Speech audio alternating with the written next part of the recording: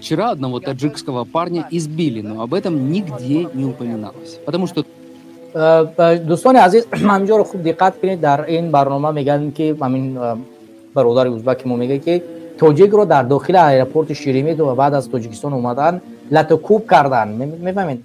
тот таджикский парень боится. Он говорит, что ничего не будет говорить, потому что ему угрожали. Телефоны у него, например, разбили. Я ему говорю, давай расскажем, но он боится и отказывается. Новоприбывшим дают еду только один день. شما دیدید نگاه که توجیک رو لطکوب کردن، تلفنش رو شکستن و تهدیدش دارن و من میگم که بیا این واقعه رو بگه، میگه که نه من میترسم. یعنی میترسه. توجیک تلفنت رو میشکنن، لطکوب میکنن، ضربت میزنن و هر کار میکنن جانو در خطر. میترسید بس دیگه جای ترسد مونده است دیگه. ترس تنها از فدراسیون روسیه نیست، ترس از تاجیکستان هم است که در اینجا با رسانه‌ها صحبت میکنیم. فردا تاجیکستان رفتی برای تو اتهام وارد میکنن که تو در رسانه‌ها گپ زدی، باید تو خب میکردی. باید حالت لطکوبی که از جنوب فدراسیون فاشیستای حکومت فدراسیون روسیه صورت گرفته است رو باید حرف نزنی. چرا؟ چون رحمان خفه میشود. از حالت نوگواری در فدراسیون روسیه خبر بدی برسان و در تاجیکستان رفتی نسبت پرونده باز میکنن. این حالتی است که مردم تاجیک ما را میترساند. میترسد از لطکوبش، از تلفنش شکستن، از اون چیزایی که نسبت صورت گرفته حرف بزند.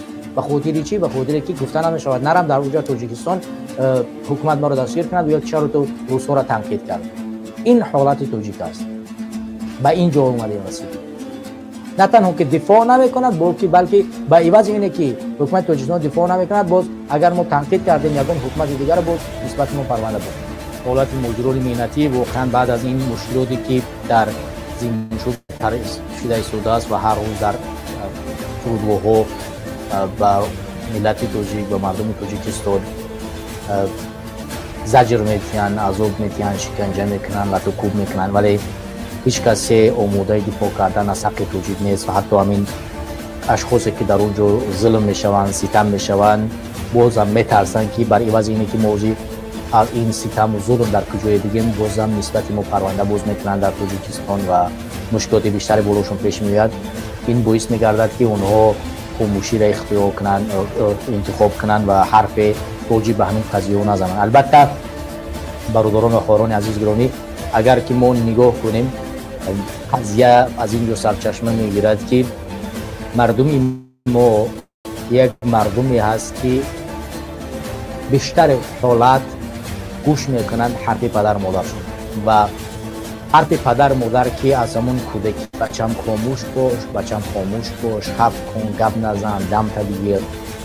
این باعث میگردد که وقتی که ما میایم در خارج کشور و ما ظلم کردن میشود، ستم کردن میشود، ما در همون حالت خاموشی قرار میگیریم به خاطر که در کودکی برای ما پدر مادر نگفتن که بچم چی بخوای، چی گپ زنی، چی داری. در هر سوالی ما جواب باید میگفتن، نگفتن. پدر مادر باید میگفتن که بچم تو توانمندی، میتونی، بکن، انجام بدی، بره درس بخون، این کارو بکن، اون کارو کن. برای ما آزادی ندادن، سر راه ما را از هر کار گرفتن و این باعث گشت که ما امروز وقتی میایم هر کسی بالای سرمون حرف میزنن، گپ میزنن، ما اون ترس وحشتی که از کودکی بالای مینه سر ما اومده است او را انتخاب کنیم، خاموشی را اختیار کنیم و حرف نزنیم.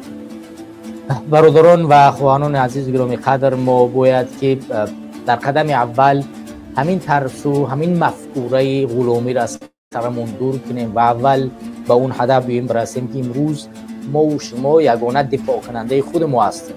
اگر ما از خودمون دفاع نکردیم کسی از ما و شما دفاع نمیکنند. ما دیدیم که حکومت در عوض اینی که دفاع کند میبره زندان میکنن، یعنی دفاع نمیکنن، یعنی باز میبره زندان تو میکنن. پس دفاعگر هر کس خودش هست.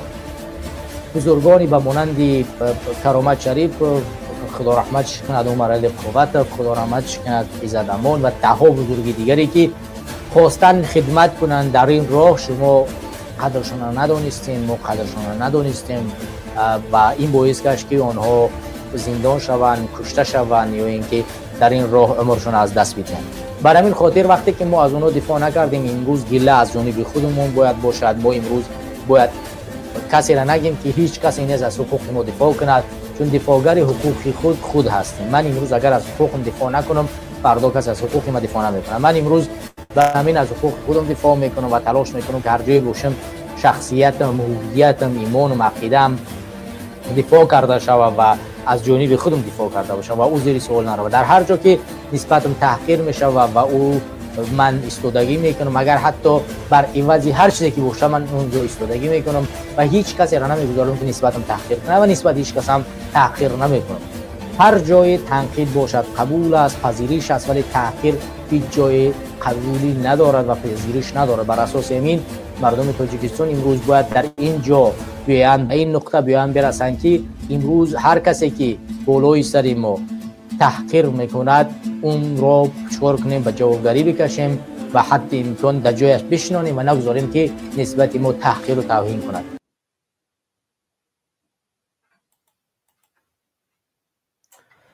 السلام علیکم و رحمت الله و برکاته. برادران و خواهران عزیز، اگر صدای در یوتیوب و فیسبوک باشه دوستان یک پیام بنویسید اگر آواز ما باشه و صحبت آغاز کنیم. اگر نگاه کنین برادر و خواهران عزیز، اگر آواز ما باشه یک پیام بتینده ان شاء الله که صحبت آغاز کنیم و برنامه را شروع کنیم. هموطنان اگر نگاه کنین در یوتیوب و فیسبوک آواز ما باشه یک ان شاء الله که ما دیگه برنامه را آغاز میکنیم.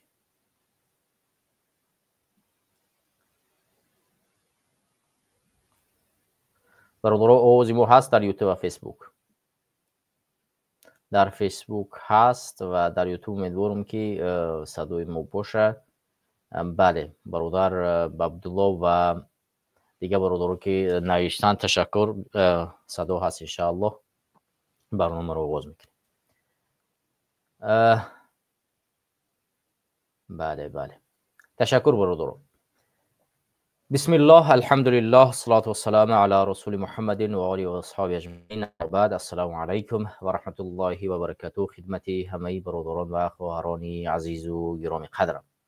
امیدوارم که هر کجایی که باشین تنصیحت و سلامت باشین و در امنی الهی قرار داشته باشین. همدیران و هموطنان عزیز، من شما رو با برنامه قدرت و حقیقت تحت شماره 20 خوش آمدید میگویم.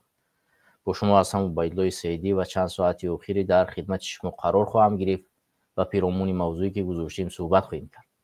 همدیران و هموطنان عزیز، ما همطوری که وعده دادیم هر برنامه کوشش میکنیم در موضوع انقلاب کمک صحبت کنیم و این موضوع را میگذاریم به موضوع آخر که به موضوع دوم ما ارتباط دارد و بعد میگردیم به موضوع افراطگرایی. این موضوع افراطگرایی را در پیش از موضوع انقلاب صحبت میکنیم و برمیگردیم بعد به موضوع انقلاب، زیرا هر ارتباط خیلی چی دارد.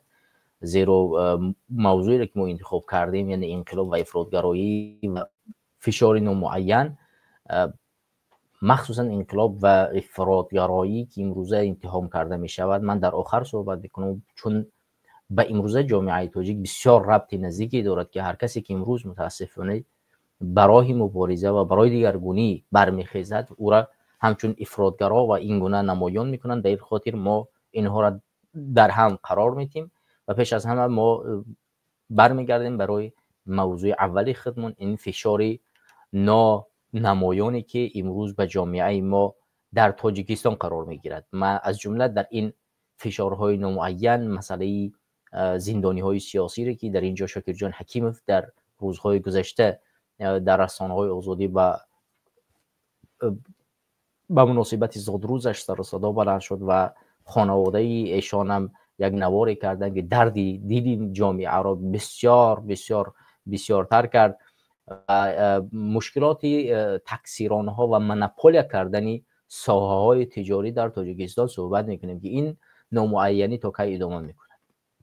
همدیران و هموطنان عزیز، پیش از آن که برگردیم به مسئله شاکر جان حکیموف، من میخوام مسئله داغی را که امروز در جامعه تاجیکستان به میان آمده صحبت کنیم. مسئله بیکاری.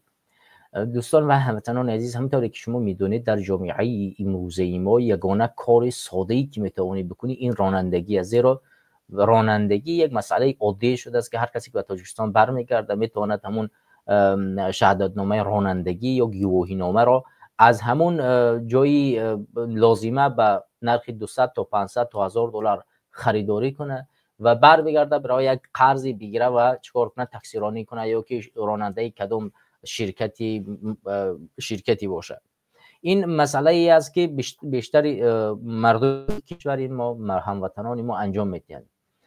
چرا چنین کارها رو انجام میدن؟ چرا مثلا همه این کسایی که برمیگردن فقط این گواهینامه یا شهادتنامه رانندگی را میخرند و میروند فقط سر موضوع رانندگی و یا تکثیرانی و امثال این.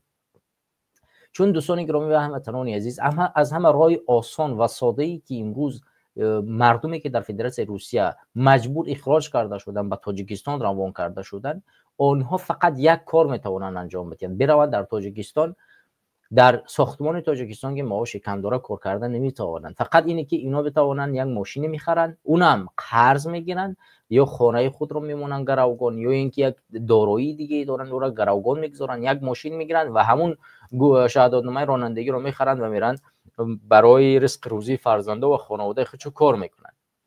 و اینجا است که چند روزی شد، در چند ماهی میشود در نامعینی نسبت همین راننده های تاکسی در تاجیکستان و مخصوصا در شهر دوشنبه خیلی زیاد شده است.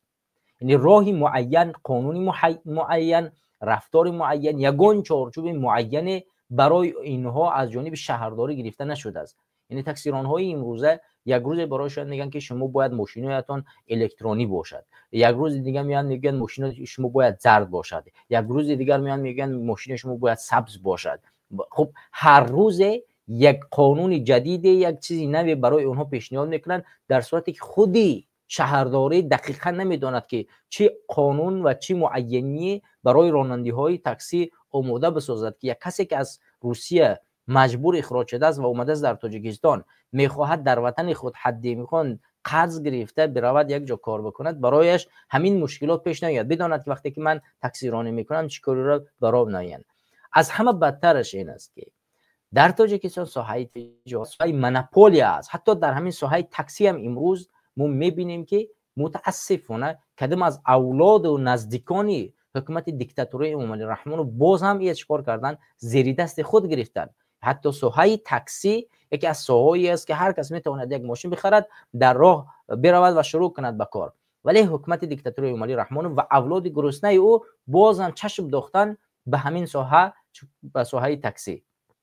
در همین هفته اخبارای نشر شد که تمام راننده هایی که در شهر دوشنبه میخواهند با تاکسی کار کنند ماشین قرض کردن و شما میدونید که ماشین های الکترونیکی بسیار گرانند. هر این ماشین کم کم از 20,000 دلار که 20,000 سومانی بالاتر باید پول پرداخت کرد که ماشین را خرید.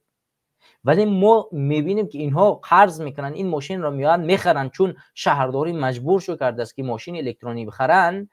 بعد میاد برای اونها چیکار میکند؟ کارمندان مقامات را، یعنی امنیت دولتی بازرسی را چیکار میکند؟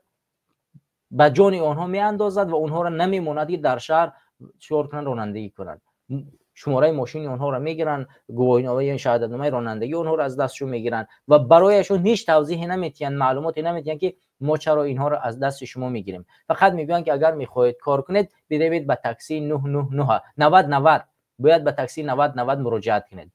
و این کارمندا میگن که برای مراجعت کردن به تاکسی 90 باید ما در اونجا 10 تا 12 یا چند هزار سومانی بسپاریم تا ما رو در اونجا به کار بگیرن. یعنی ببینید حتی همین شرکتی 90 دقیق نیست که مالکیتش از کی است و کی ایرا ساخته است. چگونه در یک وطنی که یک شرکت پیدا میشه و اونم از تمام راننده هایی که میخواهند تاکسی کار کنند 10,000 بالاتر ستانیده می شود و کارمندان بازرسی دولت امنیتی باز چیکار میکنن؟ اتومبیلی فریاد میکنن تا شماره های ماشین تا میگیرن، شهادتنامه رانندگی اتران میگیرن، فقط اشاره میکنن که باید برای در فلان شرکت کار کنید. یعنی کمک میکنن به این شرکت. خودش چرا از گواهی از چی میدهد؟ شما خودتون بینندگان برای خودتون عین حال سوال بتید که چگونه میتواند پشت این نانمایانی باشد؟ چی نامعینی میتواند در اینجا موجود باشد؟ شرکت رو کی اداره میکند؟ چرا معین نمیکنن که شرکت در کی است؟ چرا کارمندان دولتی در برای مجبور کردن راننده ها و اون شرکت که برن در اون شرکت کار کنن کمک میرسانند؟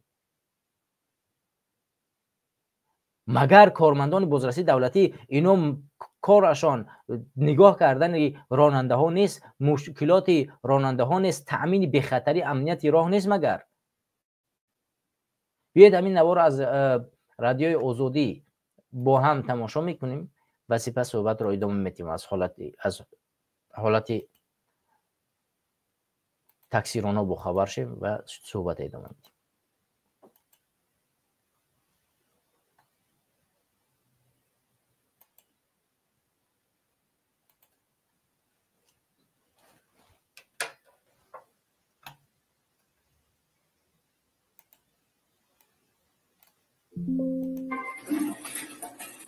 این شماره از رقم‌های قید دولتی سبز یا الکتروموبیل هاست که در چند روز اخیر از تاکسی‌های شهر دوشنبه برچیده و نابود کرده می‌شوند. گروه از رانندگان تاکسی‌های شرکت رخش شکایت دارند که از آغاز ماه اپریل ناظران بازرسی دولتی اتومبیلی آنها را بازداشته بدون پیشنهاد دلیل مشخص رقم‌های ماشین‌هایشان را مصادره می‌کنند. ما 200,000 قرض کردیم، خمونده جای کارگوی تشکیل کردیم، اساس شو بگیریم. ما باید همین اویلامون بخرونیم. لیکن یا گرفتن یک بوره مورا در راه قپیده گایا نمیرومون گرفتن. این آواز ما نمیاد. یگان که صاحبش گفتن نمیتون. شرکت میریم صبر کن. اوجاش میریم گای میگه شرکت برین. اوجا دا میگه لیمیتون زیاد شده گای میگه. دیگه نمر باید نگه اینجا شرکت نام گرفته دو دسته. ما نمیدونیم چیکار ما بانکمون چیکار میکنیم. اویلامون چی خیلی میخرونیم. ما میخوایم که بفهمیم همین کی تشکیل کرده برای چی کرده. کارمندان بازرسی دولتی اتومبیلی بر عوض مصادره رقم قید دولتی تاکسی ها سند را به رانندگان دادند که نه مهر دارد نه امضا. ماشینم 20 بود پیش خانه ده. ما دری کلو ندارم. ایجا ایستادگیش اومدن نمره را کندن نکردم. تو ای خانه برو اومدن گفتن نمره تا کندن. میشه نویستیان که ممکن است فرمانه وقتی که در ماشین راننده وجود نداشته باشه ولی در وقتی چیزش ممکنه همین کار که نمره ما را کندن. در شرکت رخش تاکسی رانندگان پاسخ مشخصی نگرفتند و سرانیان حاضر نشدند که به خبرنگاران رادیو آزادی وضعیت را شرح دهند. در ریاست بازرسی دولتی اتومبیلی وزارت کارهای داخلی برای شرح این موضوع نامه رسمی طلب کردند. گفتم بیار نمره را بسپرین، نمره زرد داشتین سپریدیم تا حاضر یکی نمر نمیتیم. میگن که صبر کنین نمر میشوه. میگه یک ماشین بانک اومده گیه نمیدونیم چیکار کنید. مردم قرضو را ای شرکت گفتم که نمر را بسپرین. نه ما چی خیلی برام ما در سوق سپردگی ما ای بانک قرضدارم باز برام با 10,000 گدا جو برام بتو. بر اساس یک قرار شهرداری دوشنبه از ماه ایونی سال 2024 باید تمام شرکت‌های دوشنبه تا ماه سپتامبر سال 2025 تمامی تاکسی‌هایشان را برقی کنند. حالا در دوشنبه طبق اطلاع دریافتی رادیو آزادی 13 شرکت تاکسی موجود است که جمع 7777 تاکسی دارند. کواتا یا سهمیه تقسیم شده برای همه شرکت‌ها 4350 تاکسی است. اما برخی از شرکت‌ها از جمله شرکت 90 850 تاکسی، شرکت 4 تا 1 566 تاکسی، شرکت دیگری 4 تا 1 441 تاکسی، شرکت 7000 572 تاکسی، شرکت 3333 210 تاکسی بیشتر از کواتا داشتند.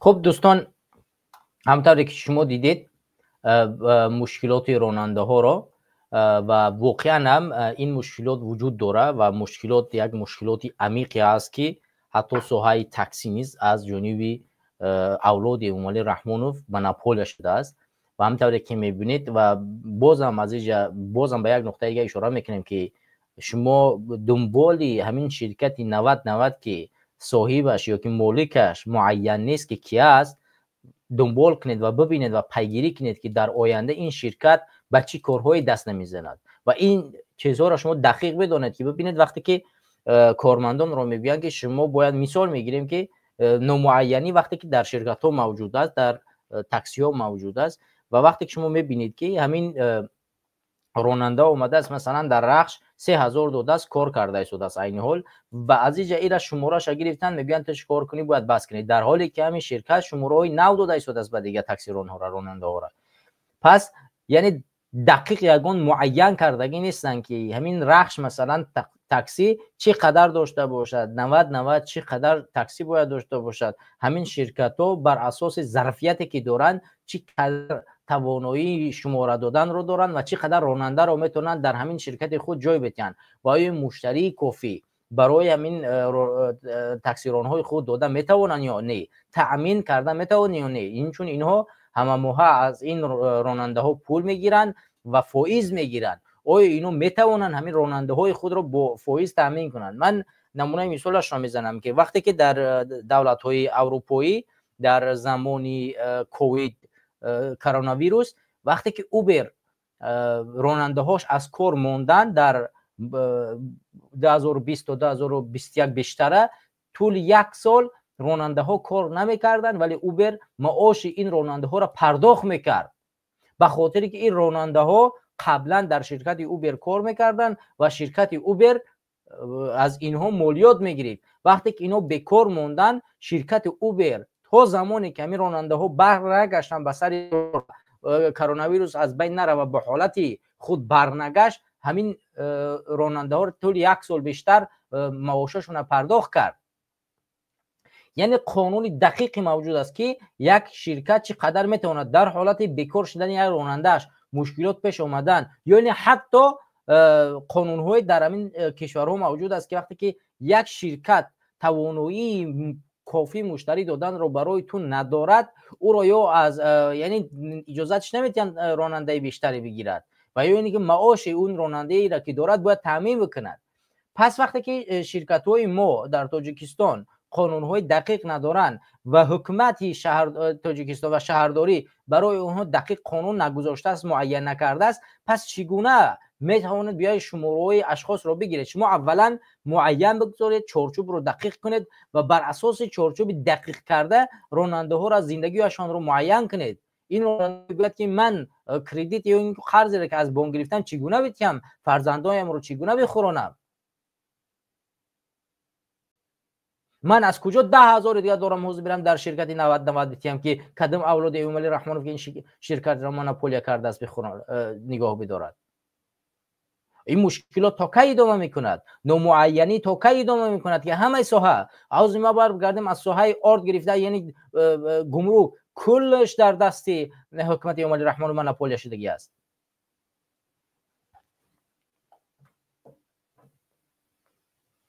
یکی از برادران ما که در تاجیکستان در ساحه تجارت کار میکرد بسیار یک نقطه مهمی رو در اونجا ذکر کرد برای ما که گفت وقتی که ما یک بارک وقتی که می آوردیم میخواستیم در گمرک مثلا $100,000 بسپریم، یک از همین کارمندان مقامات ویدیوش هست در شاهدان ایوملی رحمانوف، ویدیوش هست در صدای مردم که اون زمان برادر نوردین ریزایی صدای مردم رو پیش میبرد. یک از تاجرایی که در پورشه زندگی میکرد، عین حال نمیدونم شاید در پورشه باشد یا که در آلمان، اون انسان وقتی که در اون برنامه صحبت میکرد گفت که من وقتی که 100,000 مثلا دلار باید که گمرک پول پرداخت میکردم، نورالی یکی از نزدیکان ایوملی رحمانوف خشتوار او میومد میگفت که بیا برای من $20,000 بده، من این پول بوریترا اصلا به پول میگذارونم، $20,000 تی سطنتی من این بوریترا میگذارونم میارم. یعنی وقتی که در گمرک باید همین تاجر $100,000 برای مالیات کشور ما و شما پرداخت کند، یکی از اولادی ایوملی رحمانوف میآید و میگه که تو بیا برای من چیکار کن، پول بده، من این مالیات را در فراخت میگذارم. گفت وقتی که دید که من آوردم از من $20,000 گرفت، بار اول بار گذارون، بار دوم اومد گفت که بیا من $50,000، بار سوم اومد گفت که بیا ما 50 در 50 کار کنیم، هم خیلی اومد شرکت مرا زد از دستم گیری. یعنی ساحه تجاری مونوپول شدگی است، از دامادای گرسنش گرفته شده تا همون فرزنداش تا خسر بچه‌اش همش میان چیکار میکنن، تمام ساحه تجارت چیکار میکنن، بند میکنن. وگرنه ما برها در اینجا گفتیم که مواد اولیه باید در تاجیکستان گمرک پرداخت کرده نشود، مخصوصا روغن، ارد و این چیزا باید اصلا گمرک باید نداشته باشن، اندازه نداشته باشن، باید بدون مونوپول به تاجیکستان برگردن، باید با نرخ قزاقستان حد امکانی اندازه فرق نداره از قزاقستان، نباید گمرک داشته باشن، نباید این دیگر خراجاتی که بالای این ارد گذارنده می شود داشته باشد. مواد غذایی که مردم ما نیاز به او داره، وقتی در بالای مواد غذایی، وقتی تو گمرکگذاری ما چگونه بتونیم از مشکلات مردم رو حل بکنیم؟ مردمی توجه که ما بدون نان هیچ چیز خوردن نمیتواند. گندم خدای زاده را که از همین چی میآید خدازاده از همین قزاقستان میآید، آرد که از قزاقستان میاد، ما میدونی چقدر در اونجا گمرک پرداخت میکنه. باز علاوه بر اینه که گمرک پرداخت میکنه، مونوپول شده است دستی دامادای ایومالی رحمانوف است.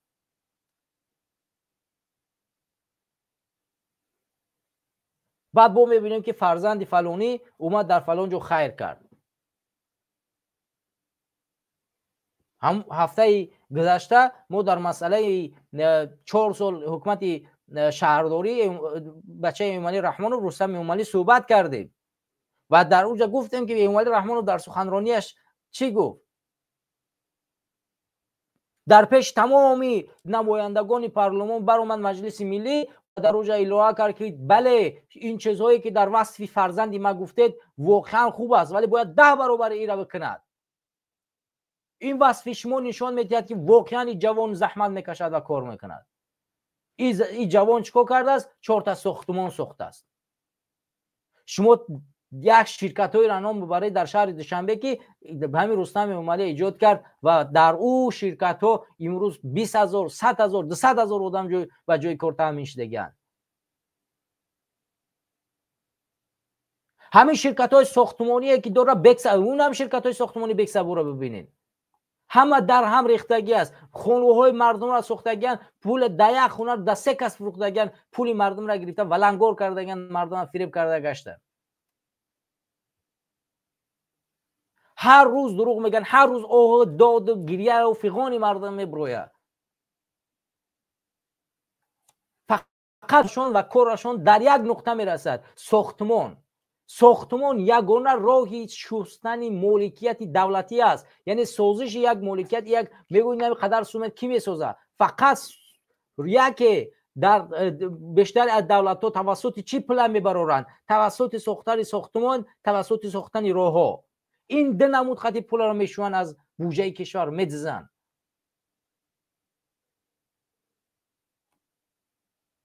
این ملت رو شرمنده کردن، شرمسار کردن، سرسان سرگردانش کردن.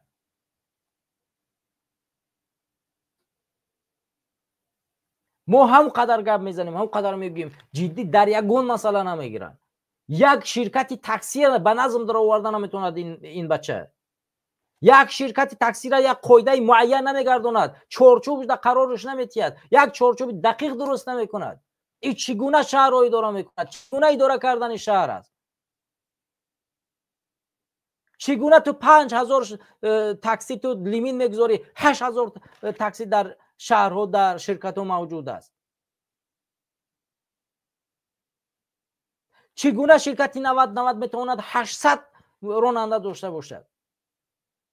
باز علاوه بر این با دیگر راننده ها را مجبور کنین که برای از شرکت بخرین، شماره هاشون را بگیرین، بعض ببندینشون، تمام تاکسی ها را مجبور کنین که باید برون در شرکت 90. کجا است برابری؟ او شرکت هایی که قبلا کار میکردن، او شرکت ها کجا شدن؟ مونوپول میکنید، تمام ساحه تجارت تاجرا را مفلس میکنید، از بین میبرید. بعد میگویید که سرمایه به تاجیکستان نمیآید. سرمایه از کجا بیاید وقتی شما سرمایه مردم را دزدی میکنید، مونوپول میکنید، به اولاد تعلق میدهید؟ امروز میخواید در یک ساحه سرمایه گذاری میکنید، این ساحه فقط تعلق به فلان نفر دارد، فلان خویشاوند ایومالی رحمانوف است، باید برای به فلان نفر به اصطلاح روسی دگاوری سکنی، گفتگو بکنی که باید چند فایز به این نفر بده که میتونید این سوال کار بکنی.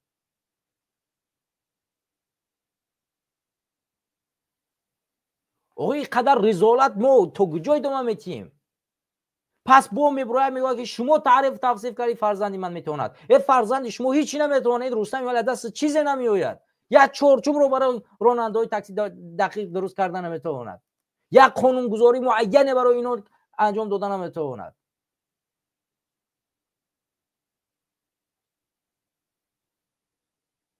یگان شرکت دقیقی که مردمی از مهاجرت مهنتی برمیگردن در اوجا از کار بیرونشون میکنن، اجبارا اخراجشون میکنن، در تاجیکستان میان جای کار ندارن، برایشون جای کار تامین نمیکنید.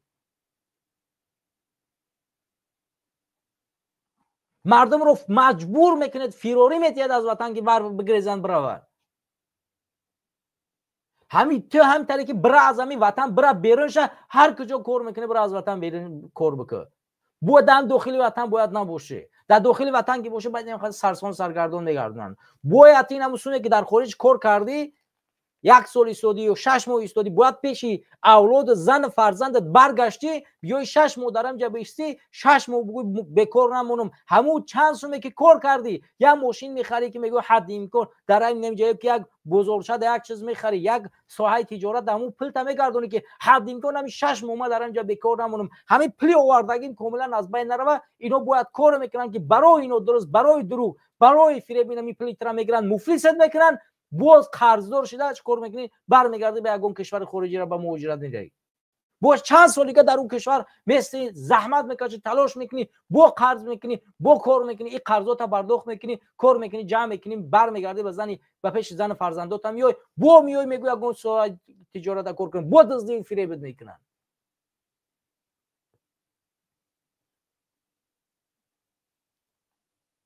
این مردم از کجا بیابه؟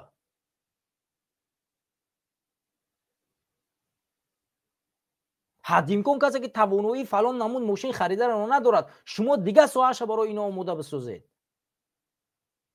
امکانیت های دیگر را فراهم کنید، برای مردم را به جای کار تامین کردن قاعده درست انجام بدید. اگر اعتماد باوری ندارید، این فساد را از بین ببرید، تو راننده ها دقیق بیان طبق اساس دانش مفکوره خود کار بکنند. بعد میگه که رستم اومالی فرزند من با تمام این چاپلوسی تعریف و توصیفی که شما میکنید سزاوار است، ولی باید چند برابر این را بکنه. چی سزاوار چیکار کرده در طول 4 سال؟ در طول 4 سال یعنی تاکسی ها هر ماه 2 ماه بعد 3 ماه بعد مشکلاتشون میبروید. باید شما روی سبز بگیره، شما روی زرد بزنی، باید رنگای زرد بگیره، رنگای سبز بزنی، باید از این ماشین به ماشین الکترونی بگذاری. هر ماه هر روز یک قانون باید جوری میکنن.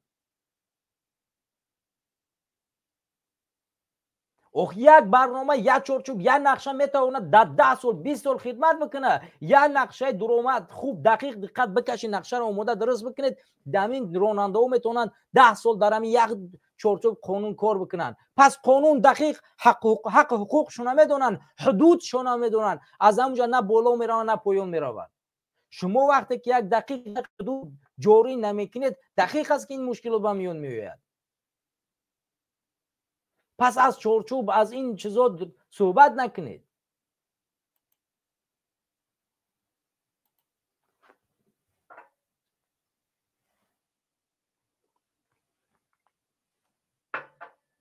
همجوران عزیز و هموطنان عزیز، امیدوارم که این مشکلات مردم و مخصوصا راننده های تاکسی در کوتاه‌ترین فرصت حل قچه پیدا میکنند. من از همین جا بازم پیشنهاد میکنم که در کوتاه‌ترین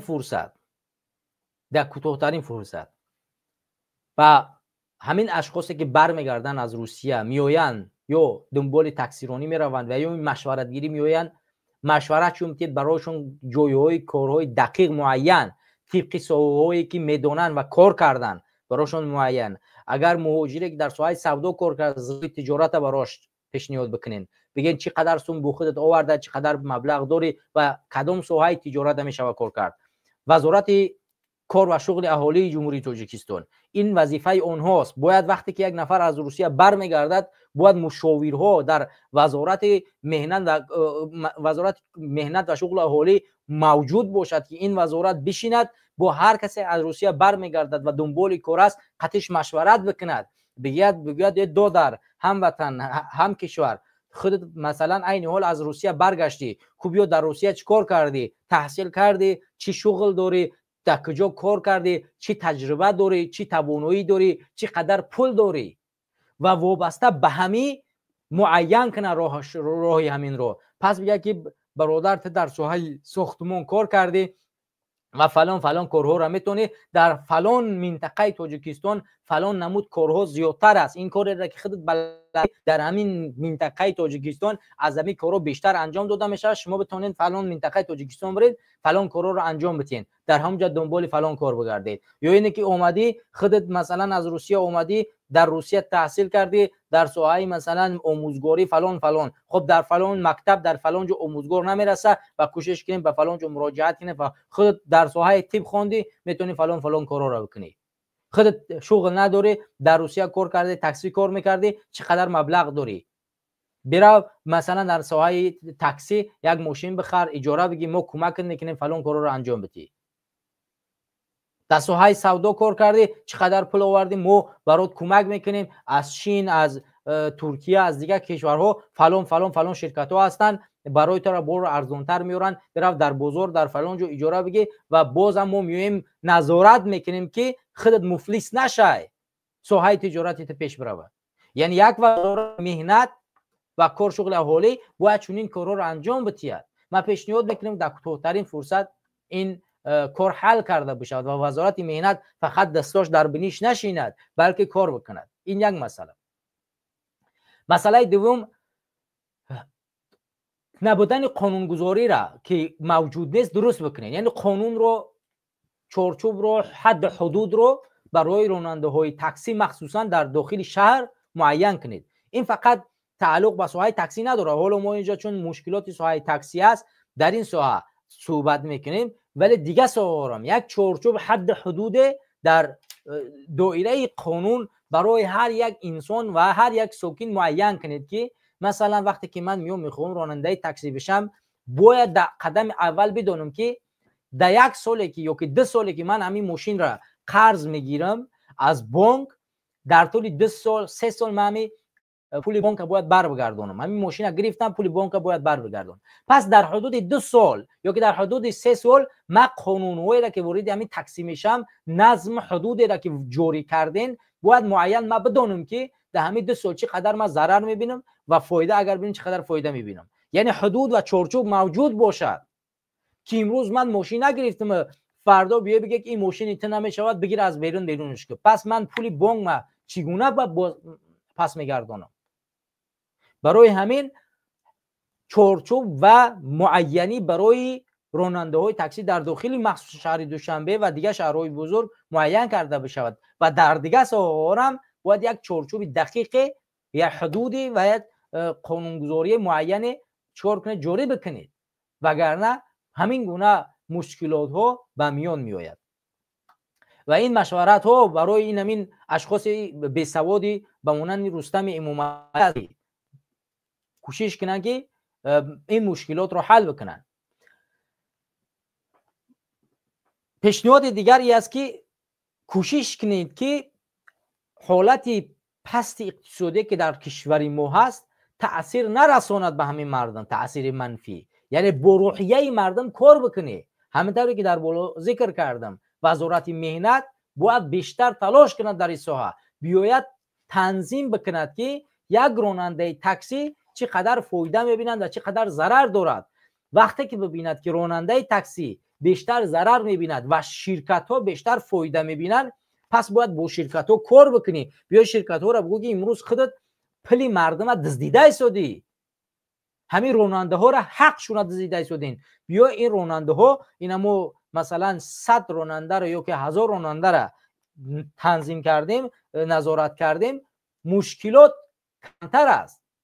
یعنی مشکلات چون زیادتر است، اینا پلی دقیق درآمد دقیقی ندارن، ضرر میبینن. پس شما فایده بیشتر میبینید، بیاید این فایده را به سودی رانندگان بگردونیم. این کار نظارتی وزارت مهنت است که این را بررسی میکنه، حل میکنه و مشکلات کارگران را به پارلمان، به شهرداری و به قانونگذار پیشنهاد میکنه.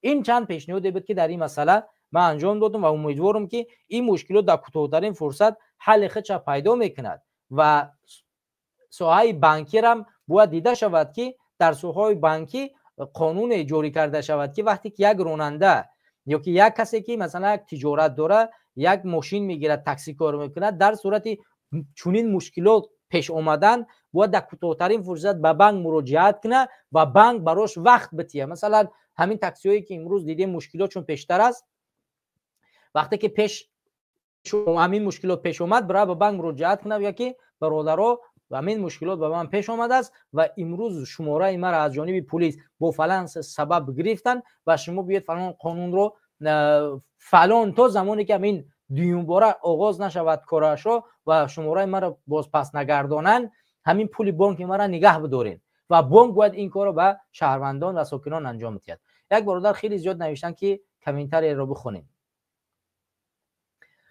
خب کجاش بخونم برادر؟ اینجا زیاد نوشتین برادر. کدام کامنتری منظورتون است؟ خب اگر که منظورت امین آخری چی باشد، خب کارگرانی شغل حالی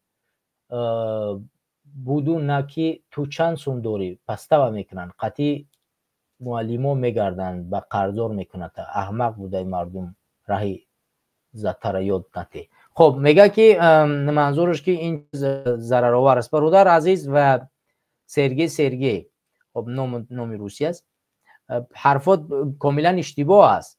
درست است که در تاجیکستان فساد وجود داره. ما در قدم اول گفتیم که فساد و مونوپولی باید از بین برده شود و وقتی که فساد مونوپولی از بین برده نمی شود این مشکلات به میان می آید.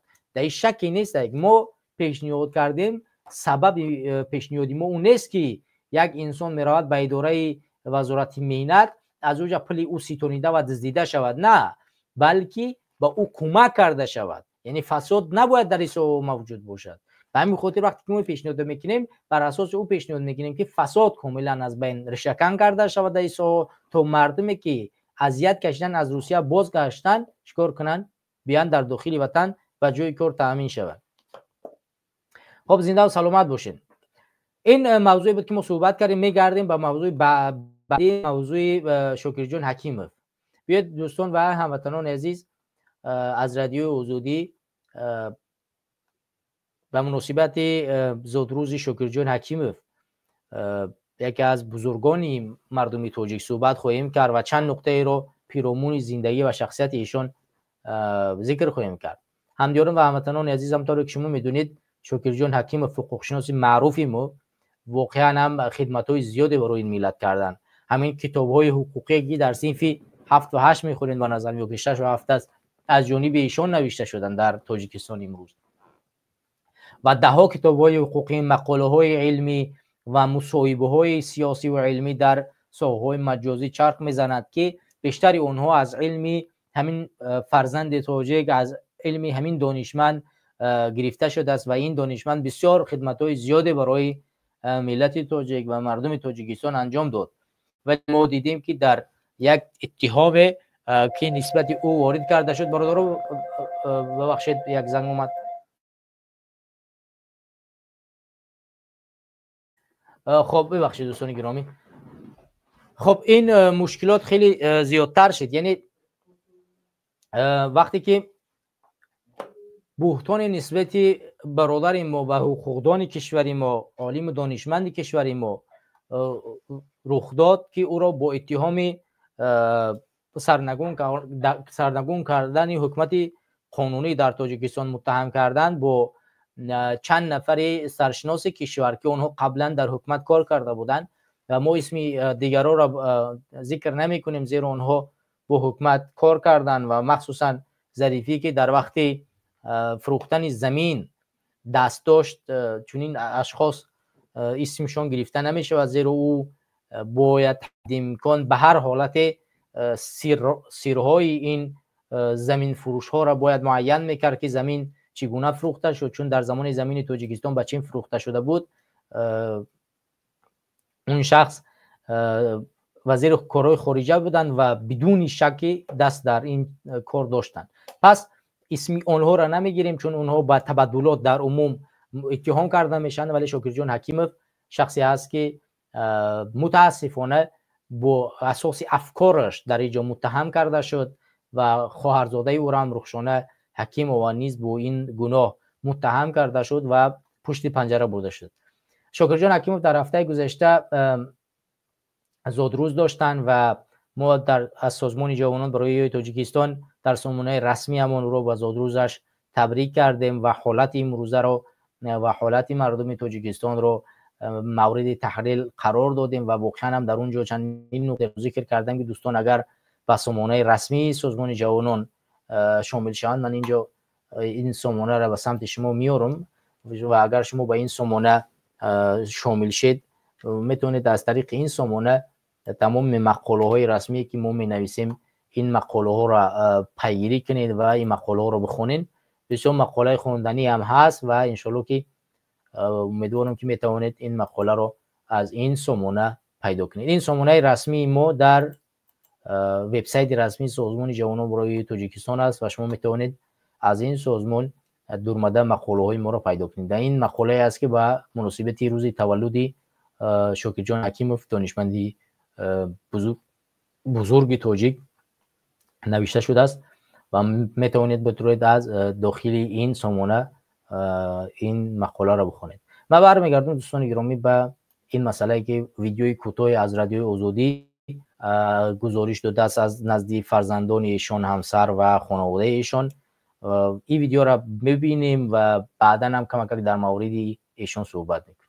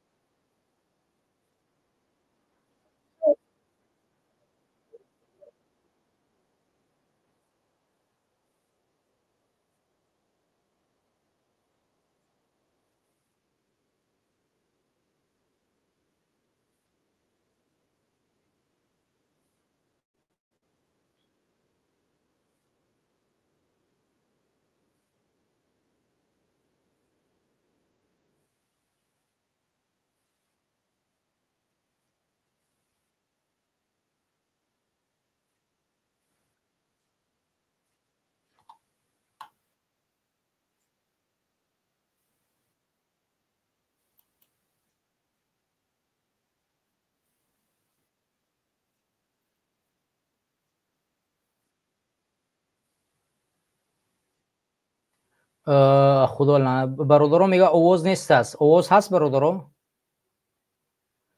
برادرها آواز هست؟ برادرها میگن که آواز نیست.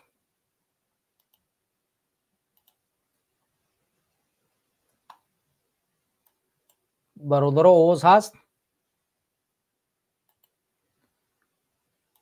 میخوام تستر جواب تیان آزادی و برون که ما بی‌ویوزیق شدیم. 9 ماه باز اهلی خانواده نمیتوانند به دیدار شاکرجان حکیموف رسند. بازداشت و زندانی کردن او از چند جهت بر وضع خانواده تاثیر گذاشته است.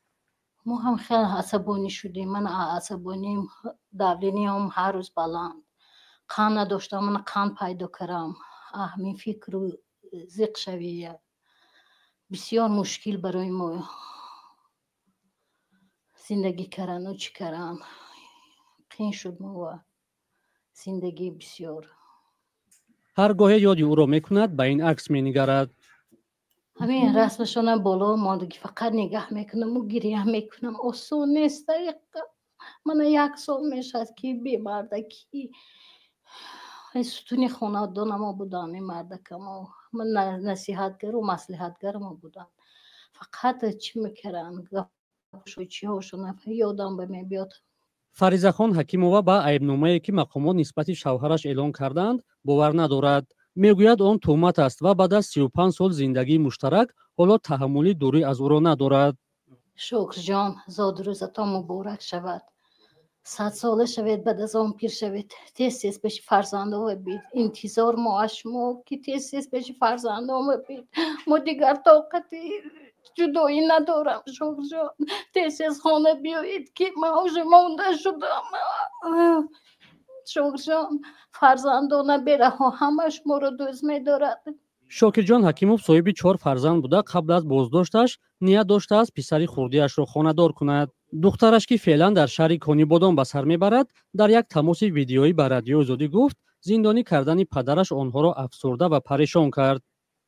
پریشانی پیشاپیش کردند با ما. آن راه اقتصادی و اجتماعی مالیوی برای خود می رود.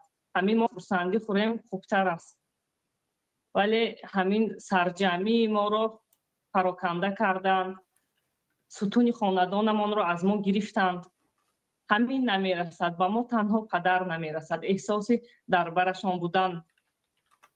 سخنهایشان نمی رسد. آن پندهایشان نمی رسد با ما. همین دوری آن کس ما را خیلی و خیلی خسته کرده است. خیلی روحاً خسته شدیم. ولی باید گویم که هرچند که شکسته ایم ولی نریختیم تا امروز. با امیدوار هستیم که یک روز نیک می شود. در روزهای ممکن نزدیکترین می شود. این روزها که باز پدر سر یک دسترخوان با ما می شینند. باز آن شوخی هایشان را می کنند. шокирҷон ҳакимов борҳо аз он шикоят мекард ки бо доштани таҷриба ва дониш ба хотири мавқеи сиёсиаш дар ҳеҷ донишгоҳ ба кор пазируфта намешавад. دو روز پیش از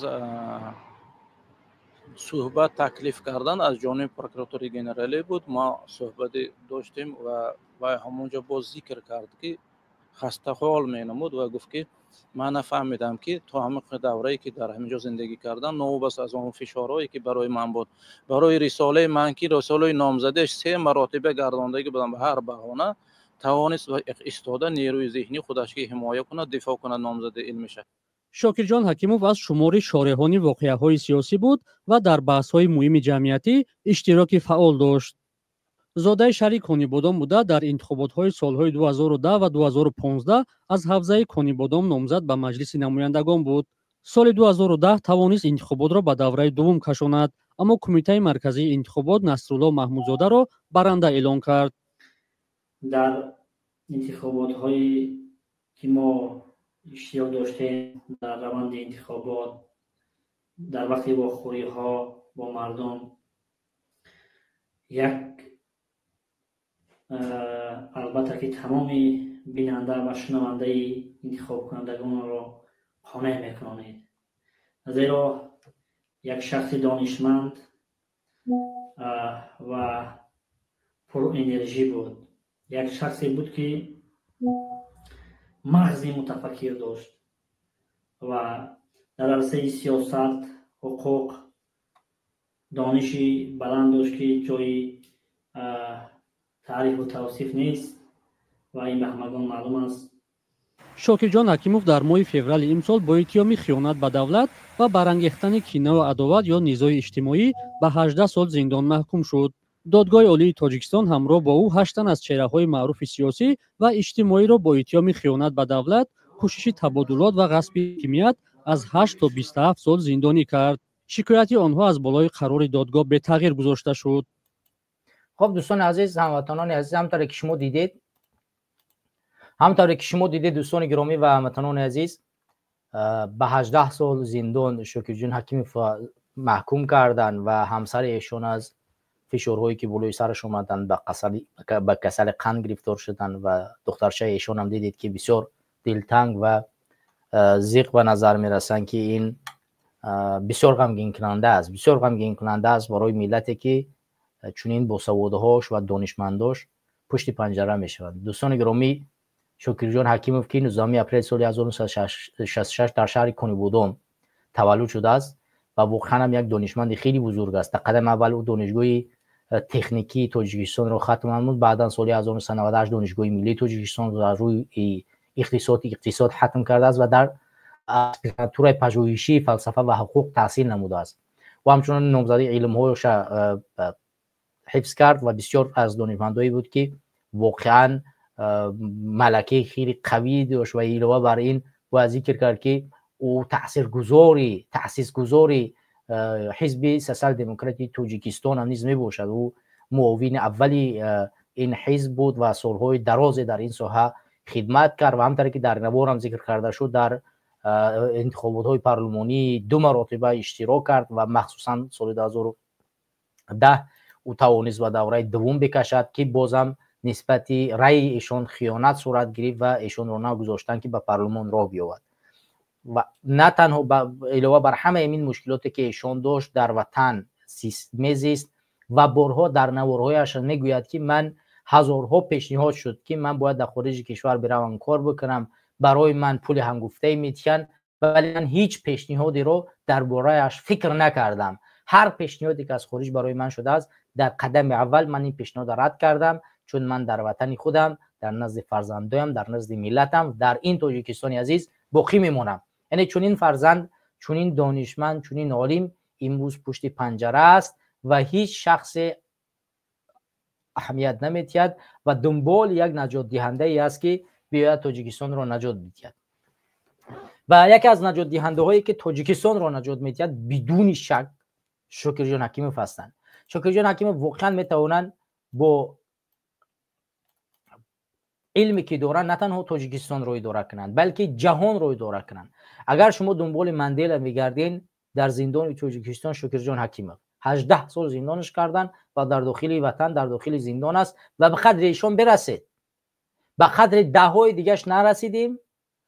کشتن، زهر دادن، نابود کردن، زندانی کردن، حد امکان با قدر کسایی برسیم که این حال در دست داریم. شکرجان حکیموف بدون شک یکی از بهترین فرزندان این ملت هستند و زندان کردن اون زندان کردن ملت است، زندان کردن علم است، زندان کردن دانش است، زندان کردن آزادی است. مطمئن باشید که اگر فاجعه رخ بدهد که ایشان در زندان بمیرد، بدانید که این مرگ ملت است. این فاجعه برای جامعه انسانی و شهروندی تاجیکستان است که چون این دانشمند پشت پنجره می رود و ما خاموشی را اختیار کردیم و حرفی در این مورد نمیزنیم. وقتی عبدالقادر رستم، دانشمند بزرگ تاجیک را، آموزگار، صاحب 10 کتاب، وقتی برده پشت پنجره کردن، وقتی حرف زدیم دانشمند از پشتش حرف نزد. شکرجان حکیموف حقوقدان، سیاستشناس و کسی که واقعا در راه حقوق و دانش تاجیک خدمت زیاد کرده است، هیچ نفر از پشتش حرفی نمیزند. پس مشکلات ساحه تاجیکستان رو ما چگونه میتوانیم حل بکنیم؟ ما بازم برمیگردیم به موضوع انقلاب. هموطنان عزیز، وقتی که ما برمیگردیم و برگشته در موضوع انقلاب صحبت میکنیم و میخواهیم در تاجیکستان انقلاب کنیم، وقتی که شما امروز هزارها بار برمیخیزید که باید ما در تاجیکستان انقلاب کنیم، کدام وقت ما توانستیم در مسئله تاجیکستان و انقلاب تاجیکستان فکر کنیم؟ منتظر آن نباشیم که کسی امروز برود سلاح میگیرد و ما برمیخیزیم، بعد میریم سلاح میگیریم برای تاجیکستان میریم میجنگیم. سلاحگیر هم برای تاجیکستان او سلاحش میگیرد، ولی امروز هزارها اشخاص دیگه هستند که اعتماد و باوری برای انقلاب رو، برای تظاهرات، برای ناراضیتی، برای درست پیش میگیرند که میخیزند به میدان، برمیخیزند و از حقوق دیگران دفاع میکنند. در روز دادگاه شکرجان حکیموف 1 نفر در کنار خانواده ایشان نبود. پس وقتی که ما مشکلات تاجیکستان رو نظر میکنیم، ما چگونه میتونیم انقلاب کنیم؟ همین هندوسا وقتی که ظلم و اذیت کشیدن، ستم دیدن، چه از جانب حکومت بریتانیا که توسط هندوسای خودشون حکومت کرده میشدن، اینها برخیستن و از زندان دانشمندای خود را آزاد کردن و دانشمندا خواستن هند از یک کشوری خیلی پایانی از استعمار نجات دادن و واقعا هند را ساختن یک کشور پیشرفته که امروز اقتصادش در 10 کشور پیشرفته جهان گرفته است. و در این شکی نیست که در کوتاه‌ترین فرصت یکی از بهترین کشورها و پرقدرت‌ترین کشورهای آسیا شمرده خواهد شد، با اهالی زیادی که دارد، با اقتصاد توانایی که دارد. پس یعنی نمیشود پیشرفت رو بدون قربانی دید. وقتی که ما میخواهیم که انقلاب شود به مانند هندوستان، پس باید از داخل زندان گندی های خود را آزاد کنیم. قرغیزهای همسایه ما در یک کوتاه‌ترین فرصت توانستند چند انقلاب بکنند. همین پرزیدنت امروزه که توانست بیاید مرز را رحمانوف را مجبور کند در طول چند سال همین مرز مشکل داشت، رحمانوف مجبور کند ویزا کند، اجازت ندهد تاجیک‌ها به قرغیزستان بیایند، مجبور ساخت تاجیکستان زمین تاجیک‌ها را گرفت، هر کاری کرد نکرد توانا بود، توانایی کرد، وگرنه در دوران جنگ شهروندی، در دورانی که تاجیک‌ها در دست سلاح داشتن، نفوذ داشتن، آیا قرغیزها جسارت میکردن این کارا کنن؟ اما وقتی که قرغیزها بیداری سیاسی را زیاد کردن، توانایی اخلاقی سیاسی را بیدار کردن و حکومت را در دست خود گرفتن، همین حکومت را مجبور ساختن که حکومت از زندان، همین جباروف از زندان، قطی یتیموف، همین 2 نفری که اثر خیلی تاثیر خیلی زیاده در روند علامت گذاری زمین داشتن، از داخل زندان آزاد کردن و اینها از داخل زندان بر اومدن در قصر ملت در اومدن و حکومت را اداره کردن. اینها در دولت‌های خارجی نبودن، منتظر آن نبودن که ما اپوزیسیا داریم، ما مخالف داریم در خارج کشور و مخالفای ما از خارج کشور میآیند ما را چکار میکنن، نجات میدن. چون این حرفای موجود نبود، بلکه رفتن از داخل زندان‌های خود اشخاصی را بیرون کردن که امروز حاکمیتشون اداره میکند. پس مانند شاکر جان حکیموف و دههای دیگر که امروز در زندان تاجیکستان هستند نمونه مثالی است که میتواند آینده تاجیکستان را اداره کند. یعنی برخواستن ما میتواند ما را از این مشکلاتی که وجود است رها کند، آزاد بسازد، از غربت بکشد. شما چند کتاب شاکر جان حکیموف، چند مقاله شاکر جان حکیموف رو خواندید؟ چگونه شاکر جان حکیموف شما پیدا کردید؟ درباره اش چی معلومات دارید؟ چند مصاحبه ایشان رو تماشا کردید؟ پس نمی شود از انقلاب سخن کرد، حرف زد زمانی که ملت دنبال انقلاب نیست. امروز 10 نفر، 100 نفر، 200 نفر در یک پخش مستقیم تا 500 نفر میشیند تماشا میکند و تقاضا میکند که چرا شما نمیرید انقلاب کنید، در حالی که همین 50 200 300 نفر یا 500 نفر با عقیده های گوناگون، یکش انقلاب دینی، یکش انقلاب نظامی، یکش انقلاب مردمی که به راه دموکراسی، یکش هزار نمود انقلابا را پیشنهاد میکنند، هزار عقیده گوناگون دارند. پس کدام انقلاب راه درستش را بگیریم؟ پس ما باید به این خلاصه بیاییم برسیم که هر کسی که در راهی که توانایی دارد باید به سوی انقلاب برود. یعنی ما یک ارزش را در همین دفتر باید یک ارزش را بنویسیم، ارزش اصلی تاجیکستانی آزاد، و در داخل در گوشه همین ما راههای را معین کنیم که برای رسیدن بر تاجیکستانی آزاد چگونه ما میتوانیم برویم. راه اول از کدام راه ما میتوانیم حکومت را چکار کنیم؟ همین حکومتی خودکامه را از بین ببریم. برای سرجمعی و برای برآمدن ریختن به میدان ها آیا ما میتوانیم به میدان برای از بین ببریم؟ آیا برای درآمدن از کشورهای همسایه نظام ما میتوانیم این را از بین ببریم، سرنگون کنیم؟ آیا برای فشار آوردن توسط اقتصاد ما میتوانیم این کار انجام بدیم؟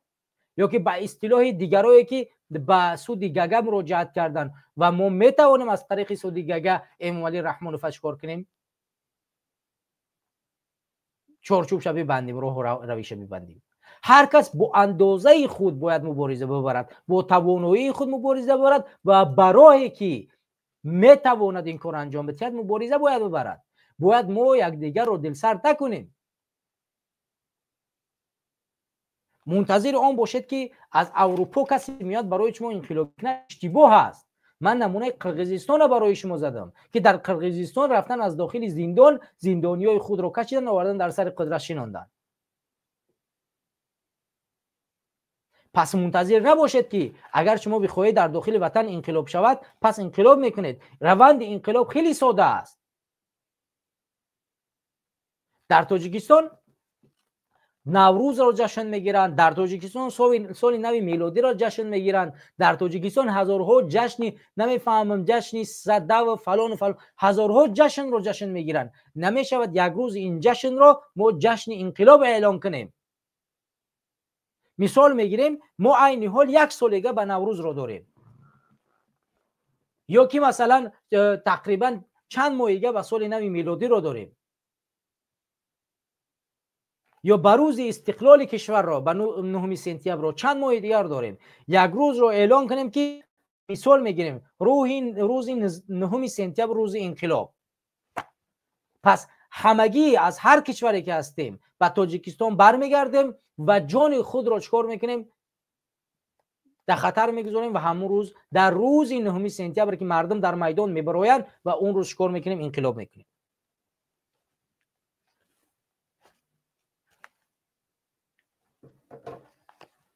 پس انقلاب راهش همین است. اگر ما منتظر دیگر نمود انقلاب باشیم انقلاب نمیشود. یعنی ما میتوانیم فقط از راه رفتن یا اینکه مهم نیست که ما روز نهم رو روز بگذاریم. مهم این است که ما میگیم که مثلا در مدت 6 ماه در تاجیکستان بین سپتامبر و ماه مارس همین زمستان در این مدت 6 ماه در تاجیکستان یا که 7 ماه ما انقلاب میکنیم. این مدت 7 ماه باید هر کسی که در هر کشور جهان هست بر بگردد به تاجیکستان برود، در تاجیکستان منتظر شود که همون روزی که مردم به میدان میبراید، چه روزی جشن استقلال باشد، چه روزی چی باشد سال نو میلادی باشد و چه روزی نوروز باشد، در همون یک روزش که مردم در یک جا یک اشاره کرد، یک همون به اصطلاح یک گوگرد و گریان کرد، آتش زد، بدانید که اون زمانی است که شما باید به میدان بخیزید و انقلاب رو آغاز بکنید.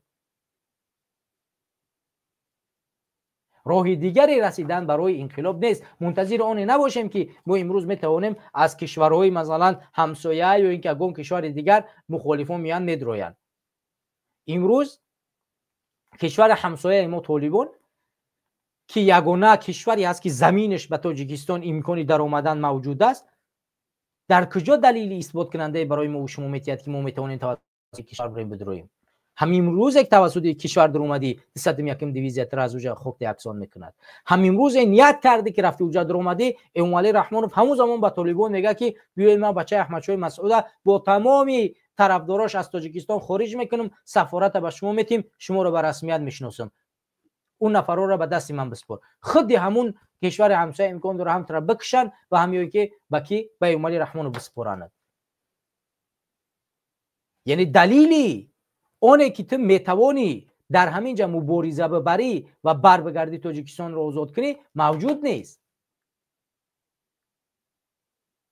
پس باید ما راه حل او را باید ببینیم و مطمئن باشیم که ما میتوانیم در تاجیکستان برای درست انقلاب بکنیم.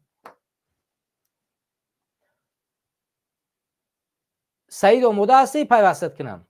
اگر آماده باشه بعد دست یک اشاره که پیوستت کنم دست استودیو، یا که میتونی کامera تا بکشی خاموش کنی.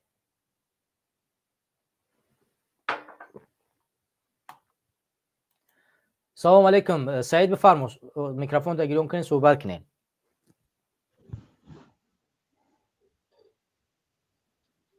سلام علیکم سعید.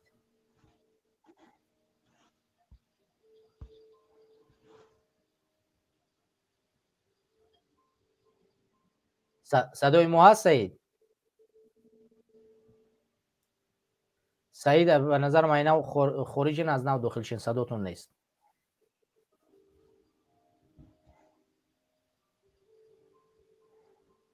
سعید صداش نیست، برای خود ما خاموش کردیم.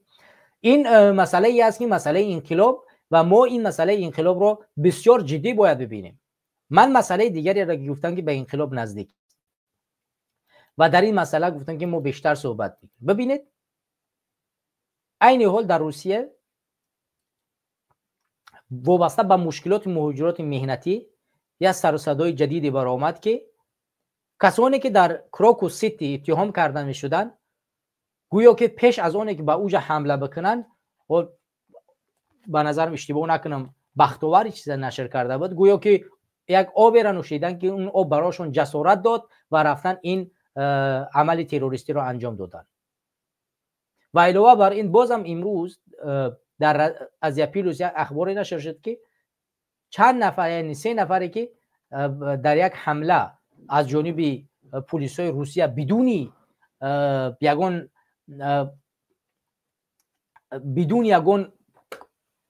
عملیات، یعنی بدون یگان چیزی که اونها انجام داده باشن اومدن در جاشون به قتل رسانیده شدن، اونها رو به افراطگرایی یا که تروریستی متهم کردن. ببینید 6-7 نفر تا 10 نفر از شهروندان تاجیکستان رو در کراکو سیتی بردن، تهمت زدن، زندان کردن به جرم تروریستی افراطی و چند نفر دیگه بدون دادگاهی و به یک دادگاه سراحی چیکار کردن؟ به قتل رسانیدن. بیایید از رادیوی آسیا پلوس به سمت شما برسونیم و بعدا در همین موضوع صحبت میکنیم و مسئله انقلاب با همین موضوع ادامه میدیم.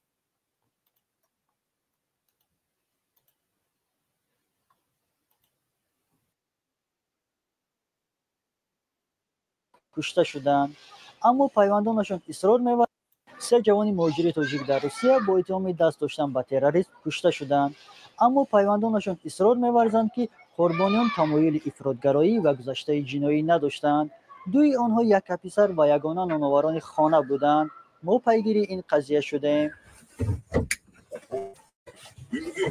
مقامات روسیه روز 13 فوریه 3 مهاجر تاجیک را با احتمال حمله تروریستی به ایستگاه راه آهن شهر پسکوف گمانبر دانسته هر 3 را در یک خانه به قتل رسانیدند. در نواری که خدمات فدرالی امنیت روسیه نشر کرد، یک مرد از ماشین فرآمده هم داخل و هم بیرون بینایی را که گفته می شود ایستگاه راه آهن است با تلفن ثبت می کند. در دیگر پارچه نوار ظاهرا همان مرد از مرکز سودای چیزی می خرد. در دوام نوار روند حمله مقامات به خانه دیده می شود، ولی نوار قطع شده بعدا در داخل بینا 3 تن بیجان را نشان می دهند. از اول تا آخری نوار چهره همه گمانبران پوشانیده شده است. به قول مقامات روسیه گمانبران در وقت عملیات مقاومت مسلحانه نشان داده اند و از خانه اشان سلاح، لوازمات جنگی و جزهای مواد ترکنده خودساخت مصادره شده است. آنها گویا می‌خواستند بعد از ترک کنیدن راه آهن به یکی از کشورهای خاورمیانه بروند. 2 قربانی این حادثه عزیزجان اعظم قلوف و جاوید آریپوف هر دو زاده شهر پنجکین، یک پسر و یگانه نانآوران خانه اند. پیوندانشان تا حال در ماتم نشستند و باور ندارند که فرزندانشان جنایتکار باشند.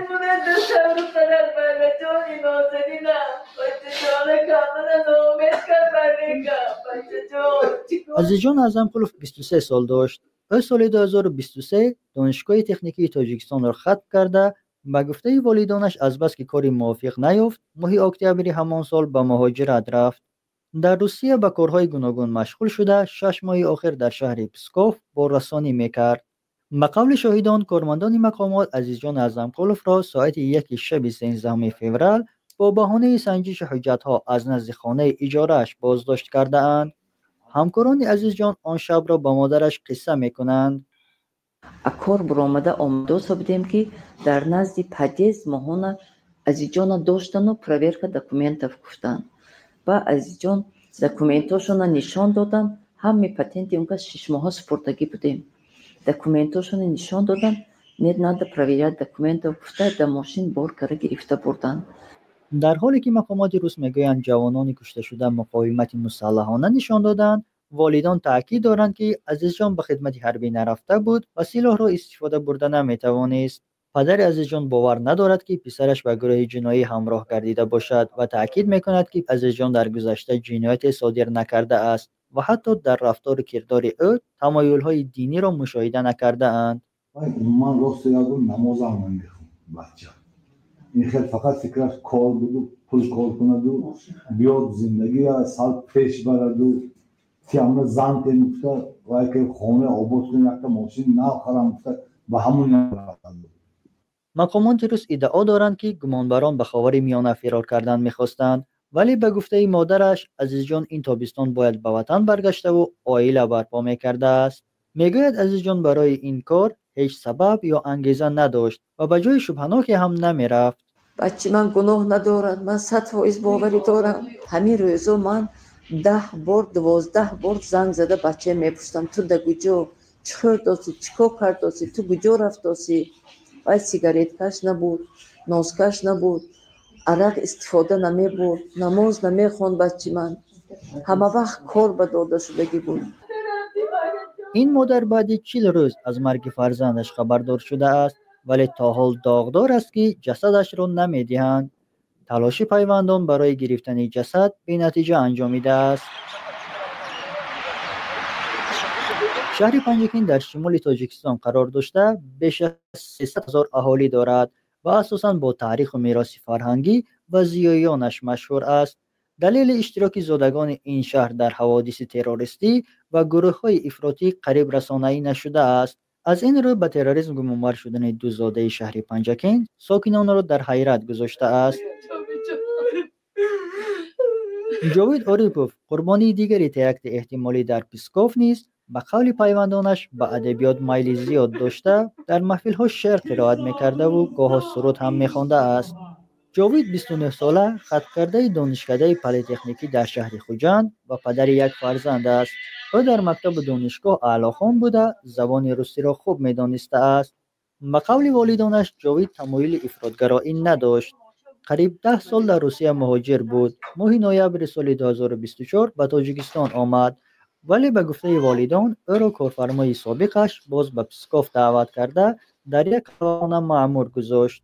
یک ماه آخر باشد کارفرما این وظیفه را به دوش خود گرفته. جاوید به بارستانی گذشته است. هر ساعت هر وقت من تلفن میکرد، همون روزی که تلفنش من تا ساعت 12 وقتی باید گپ زدگی روزی 13 تلفن نکرد.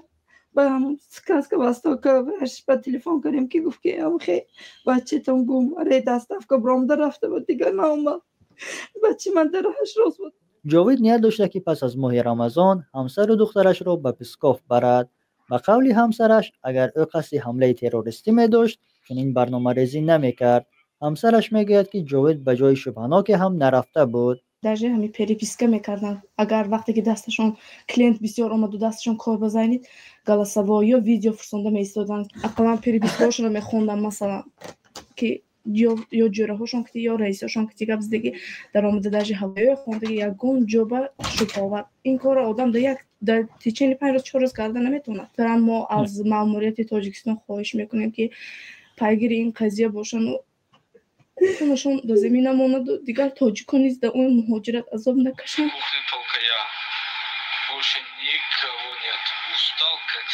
قربانی سیوم این حادثه پرویز رستمov است. او زاده شهر حصار بوده در شهر پسکوف تاکسی میرانده است. پیوندان او نخواستند با آزیا پلوس اطراف این قضیه صحبت کنند. کارشناسان میگویند که هیچ کس بدون حلنامه دادگاه گناهکار محسوب نمی شود، ولی مقامات امنیتی روسیه این پهلوی قضیه را به نظر نمی گیرند. از این رو هر گونه فرضیه را رسانه‌ای می کنند. متاسفانه در عملهای خدمات مخصوصی روسیه اصول احتمالیت بیگناهی رعایت نشده است و البته بعد حادثه برای حق برآوردن عملهای قانونی یا غیر قانونی خود آنها هر گپ و فرضیه ها را می توانند پهن کنند. این همش فرضیه است. این کارشناس باور دارد که ندادن جسد گمانبران به پیوندان عملیات مذکور را باز هم شبهه برانگیز گردانیده است. ندادن جسد به اهل اویلش، به پدر و مادرش، به خویشاوندانش، این نه از روی قانون نه از روی اخلاق درست نیست. در صورتی که سود این چیز را معاین میکند که آیا اساس برای ندادن جسد وجود دارد یا نه. در حالی که مقامات روسیه احتمال حمله را به یک سازمان بین المللی تروریستی ارتباط میدهند، تا حال هیچ سازمان بین المللی تروریستی هم پیرامون این طرح حمله به راه آهن شهر پسکوف حرف نزده و مسئولیت آن را به گردن نگرفته است. همه اطلاع رسمی خدمات فدرالی امنیت روسیه را پیوندان قربانیان و کارشناس ساحه رد میکنند. مهرفرین نجیبی، امام علی سعیدزاد، علی جان نورماتوف، آزیا پلیوس. خب هموطنان و همدیران عزیز، همونطوری که شما دیدید متاسفانه سه شهروند تاجیکستان از جانب مقامات روسیه بسیار وحشیانه به قتل رسانیده شدند و پیرامون این قتل هیچ تحقیقات تو امروز از جانب حکومت تاجیکستان گذرانیده نشده است و تو امروز جسدهای این نفران در فدراسیون قرار دارند و به خویشاوندان آنها این جسدها را داده نمی شود و حکومت تو امروز دست به کار نشده است که تو اون درجه بتواند حد امکان تو اندازه به این مادرانی که و این بیوه‌زن‌هایی که شوهرهای خود را از دست دادن، فرزندان خود را از دست دادن، کمک برساند که اینها را به خانواده خود بر بگردند.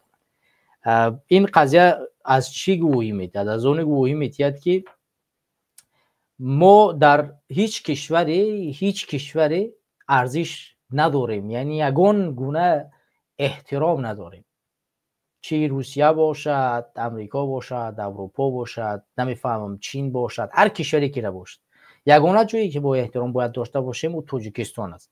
پس ما را در هر کجای به هر اتهام میبرن. امروز که از دانشمندان داغستانی یک نقطه خیلی مهمی را زد، گفت که یکی از اساس هایی که تاجیک ها را امروز در فدراسیون روسیه با هر اتهام تهمت کرده میبرند، میکشن، قتل میکنن، زندان میکنن، چون اونها در داخل وطن خود متوافق ندارند. یعنی در داخل وطن خود اونها به همین گونه ظلم ها گرفتار میشوند و علاوه بر این هیچ کس از اونها دفاع کردن نمیکنند، نه دولت از اونها دفاع میکند. در مقایسه با کشورهای آسیای مرکزی یا کشورهای پس و شوروی هیچ کشور شهروندانش چنین در حالت پستی و بدونی چی قرار نمیگیرن. حتی همین حکومت امروزه طالبان که هیچ کس به رسمیت نمیشناسش در حالت برخورد بد نسبت شهروندان سر صدای خیلی زیاد بلند میکنه. با پاکستان حتی درگیر نظامی شد که به شهروندانش چنین برخورد میکند. بارها به ایران که در اوج شهروندان کشور افغانستان با مشکلات روبرو شدن سر صدا کرد و آواز بلند کرد، گفت از حقوق اونها ما دفاع میکنه و نباید حقوق شهروندان ما در اوج پایمال کرده شود. ولی حکومت تاجیکستان تو امروز هیچ کاری را در اینجا نمیکند. یعنی هر روز به هر گونه تاجیکای ما را به افراطگرایی و تروریستی اتهام میکند. ببینید همین طوری که در رادیو آزیا پلیوس شما دیدید، در پنجکین جایی که شعرا بیشترش از اونجا هست و واقعا هم نویسندگان و دانشمندان و زیاد اهل قلم و اهل علم هستند، اتهام ساختن ساکنان این منطقه به افراطگرایی و تروریستی خودش علیه علامت سوال است. و علاوه بر این ببینید همین نفر را که از همین منطقه نشان دادن از پنجکین، یک نفر از امینا حتی دانشگاه پلی‌تکنیکی تیار کرده است، سرود میخوانده است و با موسیقی علاقه داشته است، موسیقی مینواخته است، حتی برندگی خوب میکرده، در بعضی از توی‌ها هم سرود هم میخوانده است و سرودخوانیش هم شما در رادیوی آزیا پلیوس دیدید. پس باز پدر و مادرشون میگن که حتی نماز نمیخوان، نماز تماما نمیخوان. پس چگونه میشود چون این اشخاص ها را به گروه های افراطی و یا تروریستی متهم ساخت و آنها را به قتل رساند بدون یگان دادگاه حد امکان میگیم که اینا رو میبردن زندان میکردن، روند دادگاهی میگذشت، بعد از دادگاه دیگر هر حکم صادر میکرد. ولی اومدن در یک ساختمان اینا رو جای کردن و هر سش رو به قتل رساندن و یک عمل تروریستی انجام دادن. ولی یک نقطه رو اینجا من ذکر میکنم. سال 2006 یکی از همشهریای ما در روسیه زندان شد و در همون زمان زندانی شدن شخصا خیلی زیاد شده بود و بیشتر از شهروندان تاجیکستان را بدون دلیل دستگیر میکردن و از افندی را مثلا چقدر در جیبش میگذاشتن میبردن زندانش میکردن. و در همینجا ما پیگیر شدیم که چرا چون این حالت ها به میان میاد، چرا سفیدی ها را در مخصوصا در تاجیکا میپرتویند. ما اینجا پیدا کردیم که هر کسی که این کار را میکند از حکومت فدراسیون روسیه یعنی پلیسا، اونها میخواهند یکم جو مقام پیدا کنن، پول پیدا کنن، سیوم همون زبانی خودشونه بالاتر بگردونن، مکان قدر خودشونه. و به این خاطر اونها یک کس وقتی که میبرن زندان میکنن، ده کس میبرن زندان میکنن گویا که مجرم آوردن و هم از دولت مکافات پولی میگیرن و هم علاوه بر این همون زبانی که دارن بالا میبرن. به همین خاطر هر اتهامی را وارد میکنن و یک کار را چیکار میکنن، همین کارا را رخ میدن. و وقتی که میبینن که تاجیک هیچ احترامی نداره و یا که در گذشته از یک تاجیک دیگری میو به هر یا توسط مثلا کدوم دختری باشد، توسط نمیفهم یگون بازی یگون ضربه خوردگی باشد، همون بغض عداوتش موندگی میاد یک تاجیک دیگر رو میبینه یا که از یک مسلمان دیگر همین کینه را دارد، میاد تاجیک بی سر و سامان و بی صاحب رو که وقتی که میبیند به قتل میرساند، ظلم میکند، ستم میکند و عاقبت کار میکند، میبینید که فرار میکند میرود و یا عاقبت میرود میگه که نه تروریست است، اکستریمیست است، افراطگرایی است و هیچ کسی را به جوابگری اینا را نمیکشد. دولت امروز در دست اشخاصی است در تاجیکستان که پاسخگوی چنین کارها نیست. یعنی دولت ما، حکومت ما امروز چیکار شده است؟ غصب کرده شده است از جانب یک خانواده و این خانواده نه دارای عقل کافی هستند و نه دارای علمی درسته هستند و نه توانایی دفاع کردن از وطن رو دارن و علاوه بر همه همین مهر دوستی، انسان دوستی، وطن دوستی در وجود اینها اصلا موجود نیست، جایی ندارد. پس تمام این مشکلات ها باعث میگرده که همین هموطنان ما را، همدهات ما را، همشهریای ما را بیبرن، زندان کنن، قتل کنن و ما و شما هیچ کاری را انجام دادن نتونیم. چرا؟ چون در سر دولت، در راهبریت دولت قرار نداره. راهبریت در دست مردم قرار ندارد. ما برای چی میگیم که برادرها بیاید انقلاب بکنیم، بیاید بربخیزیم، بیاید پیوست شیم، بیاید با ما صحبت کنید. من همینجا شماره تلفن ببینید، بویا بارگه میگذارم، این شماره تلفن من است، شماره واتساپ و تلگرام.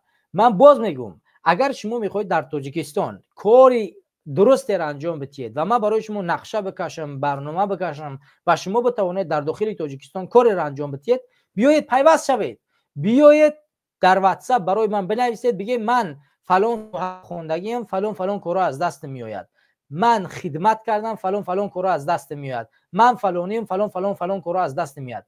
من برای شما نقشه و برنامه مدت بسازم.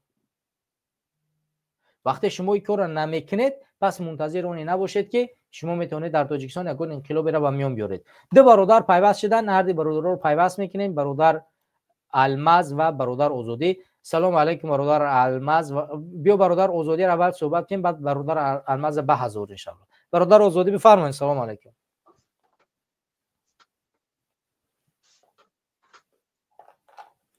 آزادی آواز ما هست؟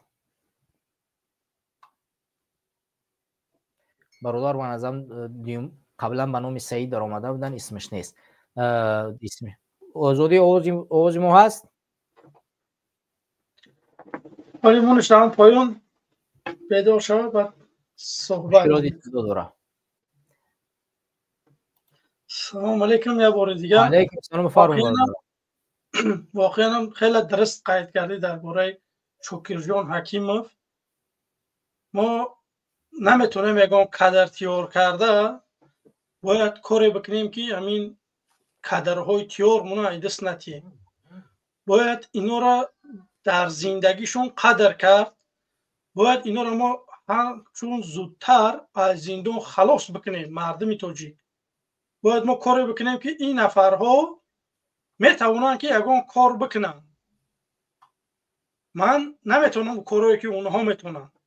اونها میتونن که کدر تیار بکنن. اونها میتونن که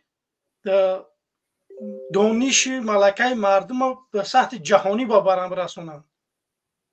حکومت تاجیکستان به جایی که یک تا دانشمند، یک بگیم که سیاستمدار ای دیگر دولت بیاره تاجیکستان مردم تعلیم بده، امروز داره رحمانوف تعلیم های ما را میبره زندان میکنه.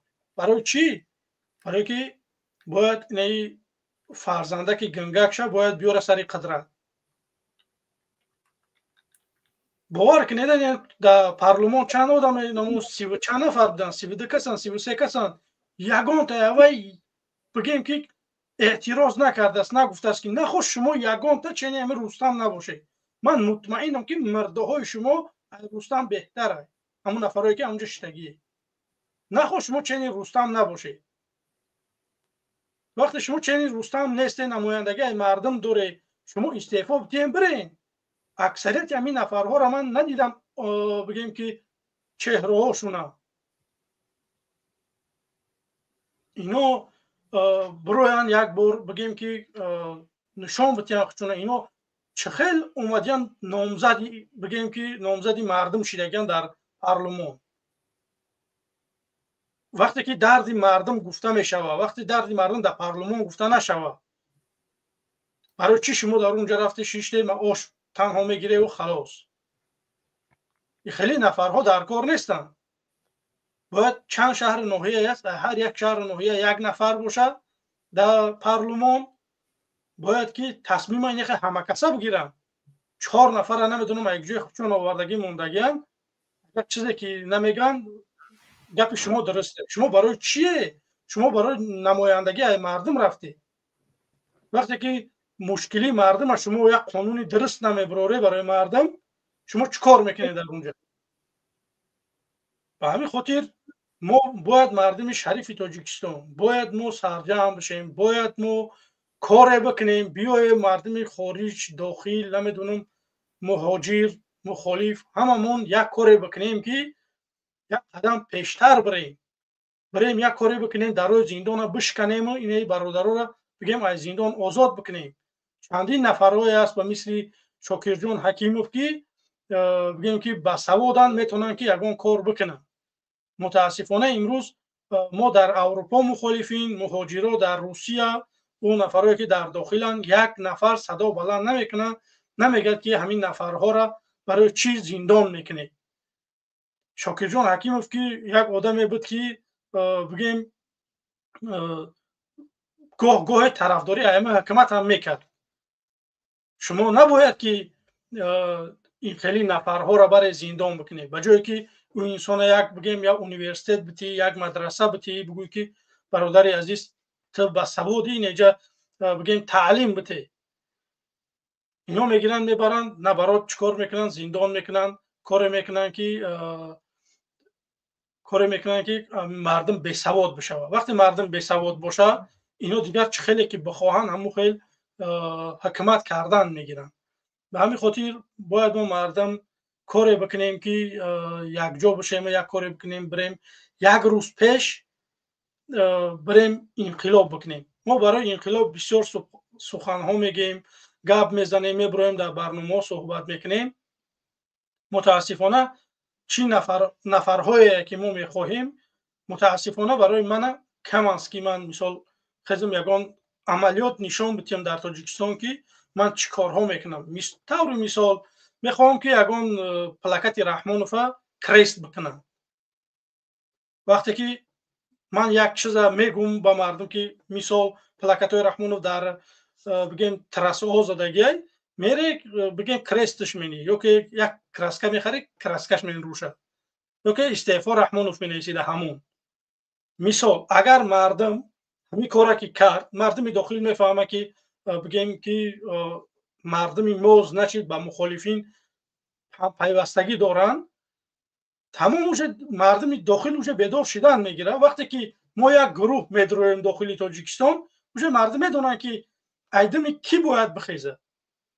به همین خاطر باید برادرای عزیز کسانی که در روسیه هست در داخل هست بپیونده رقم‌های واتساپی یا که تلگرامی ما هست مرحمت کنیم مراجعت کنیم همه کسا بشیم کاری بکنیم که این حکومت یک طرفه شو یک حکومتی مردمی بسازیم و همه آزاد زندگی کرده بتونن معاش خوب باشه و جای کار باشه و جای کارم اگر در حکومتی آینده یک کمی مشکل باشه لااقل کار بکنه که مردم در خارج مثال در روسیه تحقیر نشوند یا که امروز تاجیکا را میبرن نمیدونم تروریست میگن اکستریمیست میگن همه چی امروز دارن تاجیکا را زیاد در شبکه‌های اجتماعی میبینیم که تاجیکا را بگیم سختی بد گرفتگیان.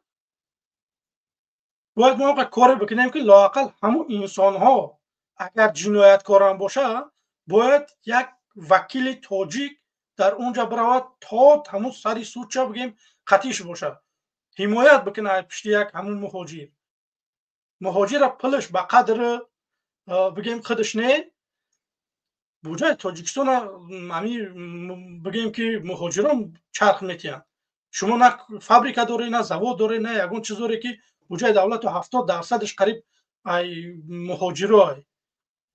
مهاجر پنسیه نمیگیره. مهاجر اگر یگون کار بکنه مهاجر گنده باید یک کاری بکنه حکومت که بگیم که مهاجرها دستگیری بکنه که همونو به شما مهر بکنن به شما دل ببندن سنی ما نیاین سنی شما بروان.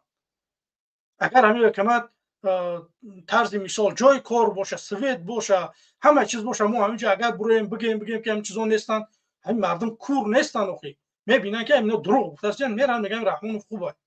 وقتی که نیست همین چیزا ما میگیم مردم میبینن طرفدار ما میشون اینا که باشن اینا خائن هستن. ای برادرای عزیز شما خائن نیستین ما خائن نیستیم. خائن همون انسانیه که در سر قدرت امروز رحمانوف که امروز نگذاشته آزاد ملت تاجیک که این ملت بگیم که خوب نفس بکشه. یک کس اگر صدا بلند میکنه باور کنی لوبای انسانی که یگان مشکلی میشوه برای چی مردم ما بگیم به همون شهر نوحیه خودش مراجعت نمیکنه برای که میدونه که این گپ نمیگذره تنها قدمش ویدیو نمیکنه.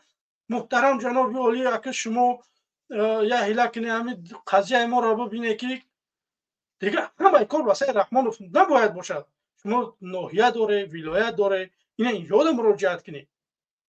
مردم ما میدونن که ایجوها کارام نبود نمیکنن میخوان که به رحمانوف مراجعت بکنن. وقتی به رحمانوف مراجعت میکنن یا که او انسان ها واپشه گم میشوند یا که نمیبینن قضیه شونه. اگر کم در سریوزنی تر باشن میگن که اینا رو واپشه ریشه شونه بکوی. اینا نمیخوان که این ملت صدا بلند بکنه. ما میخوایم که یک ملت باشیم که حق خودمون طلب کرده بتونیم. ما هیچ چیزا میخوایم برای جامعه.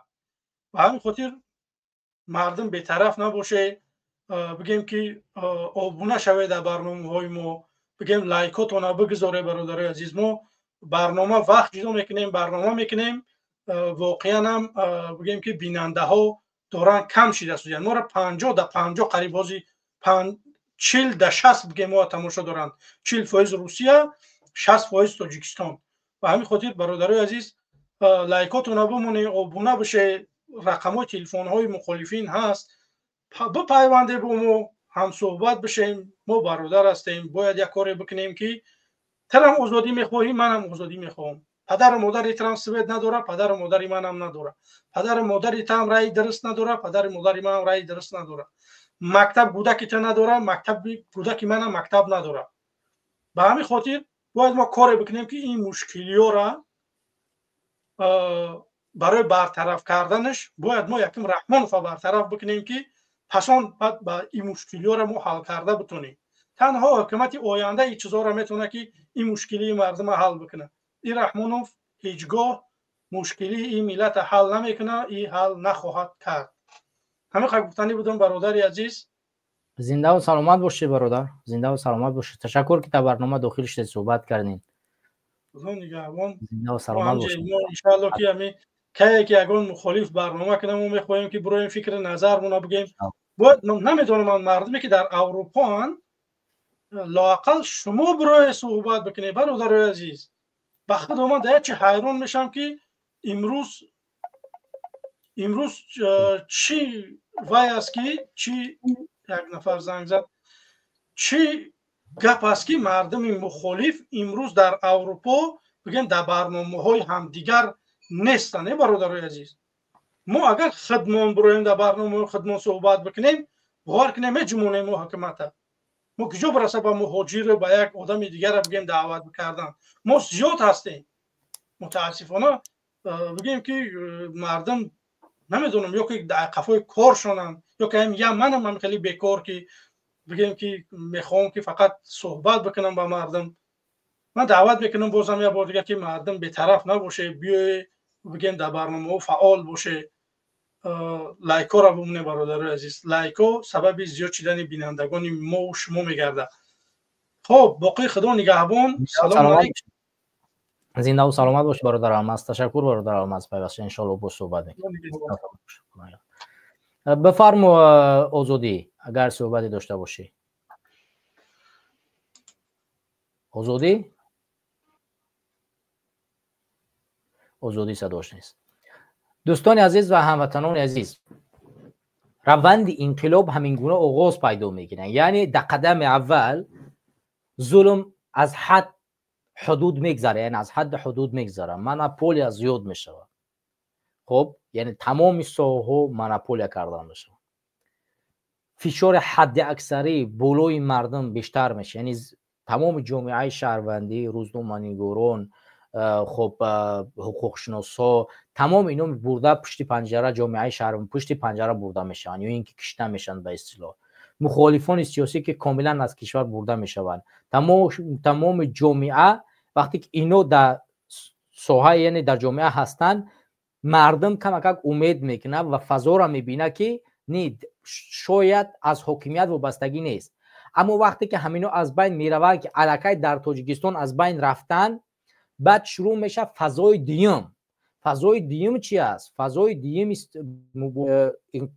رسیدن به انقلابی است که وقتی که ملت میبیند که همین زینه‌ای که ما اومدیم رسیدیم، همین زینه یعنی از حکومت کاملا یعنی اومدیم رسیدیم که هیچ فایده، یعنی همین مشکلات ما واقعا یک مشکلات اجتماعی تنها خود ما نیست، بلکه مشکلات سیستماتیکی است، مشکلات در نظام است، از ما تنها وابستگی نداره. در او صورت یعنی همین ظلم، ستم، مونوپولیا و در گرفتن همه چیز در وجود انسان ها و ساکنان یک کشور حس کرده می شود. حاضر مثال میگیریم همین مردن و کشته شدن مهاجران مهنتی در خارج کشور با گناه‌های گوناگون، الکی مردم بر روزهای نزدیک احساس میکنن بعد از کراکو سیتی، بعد از این کشته شدن این سه جوان دیگر و این الکی در گوش تمام ملت و ساکنان جو کرده می شود که همین مسئله انفرادی نیست، شخصی نیست، این سیستماتیکی است، این نظامی است. وقتی در سیستمی ما مشکل موجود است و این احساس کرده می شود، پس ناراضیتی و بیداری مردم در اینجا آغاز می شود. یعنی مرحله مهم اینجاست. حالا مرحله سوم در کجاست؟ مرحله سوم مرحله فکرتهی و رساندن بیداری به گوش جامعه.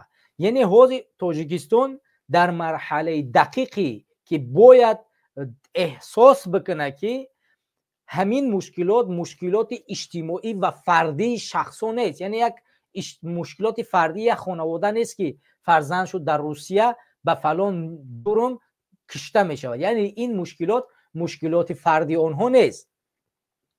و اگر این را چگونه مردم کاملا احساس کنند، پس ما به زینه سوم، این زینه سوم زینه ای است که پس آزاد اندیشو، جامعه شهروندی، متفکرینی که امروز در رسانه‌های مجازی بیشتر معروفیت دارن، شهرت دارن و توانایی فکر دادن دارن، اینها به میدان برمیگردن و این نقاط را به مردم باید برسانن که مردم همین مشکلات را مشکلات انفرادی ندانند و در اون صورت ما برمیگردیم میرسیم به همون زینه‌ای که این فضای دو را به فضای سه پیوست میکنیم و در اینجا انقلاب آغاز میشود.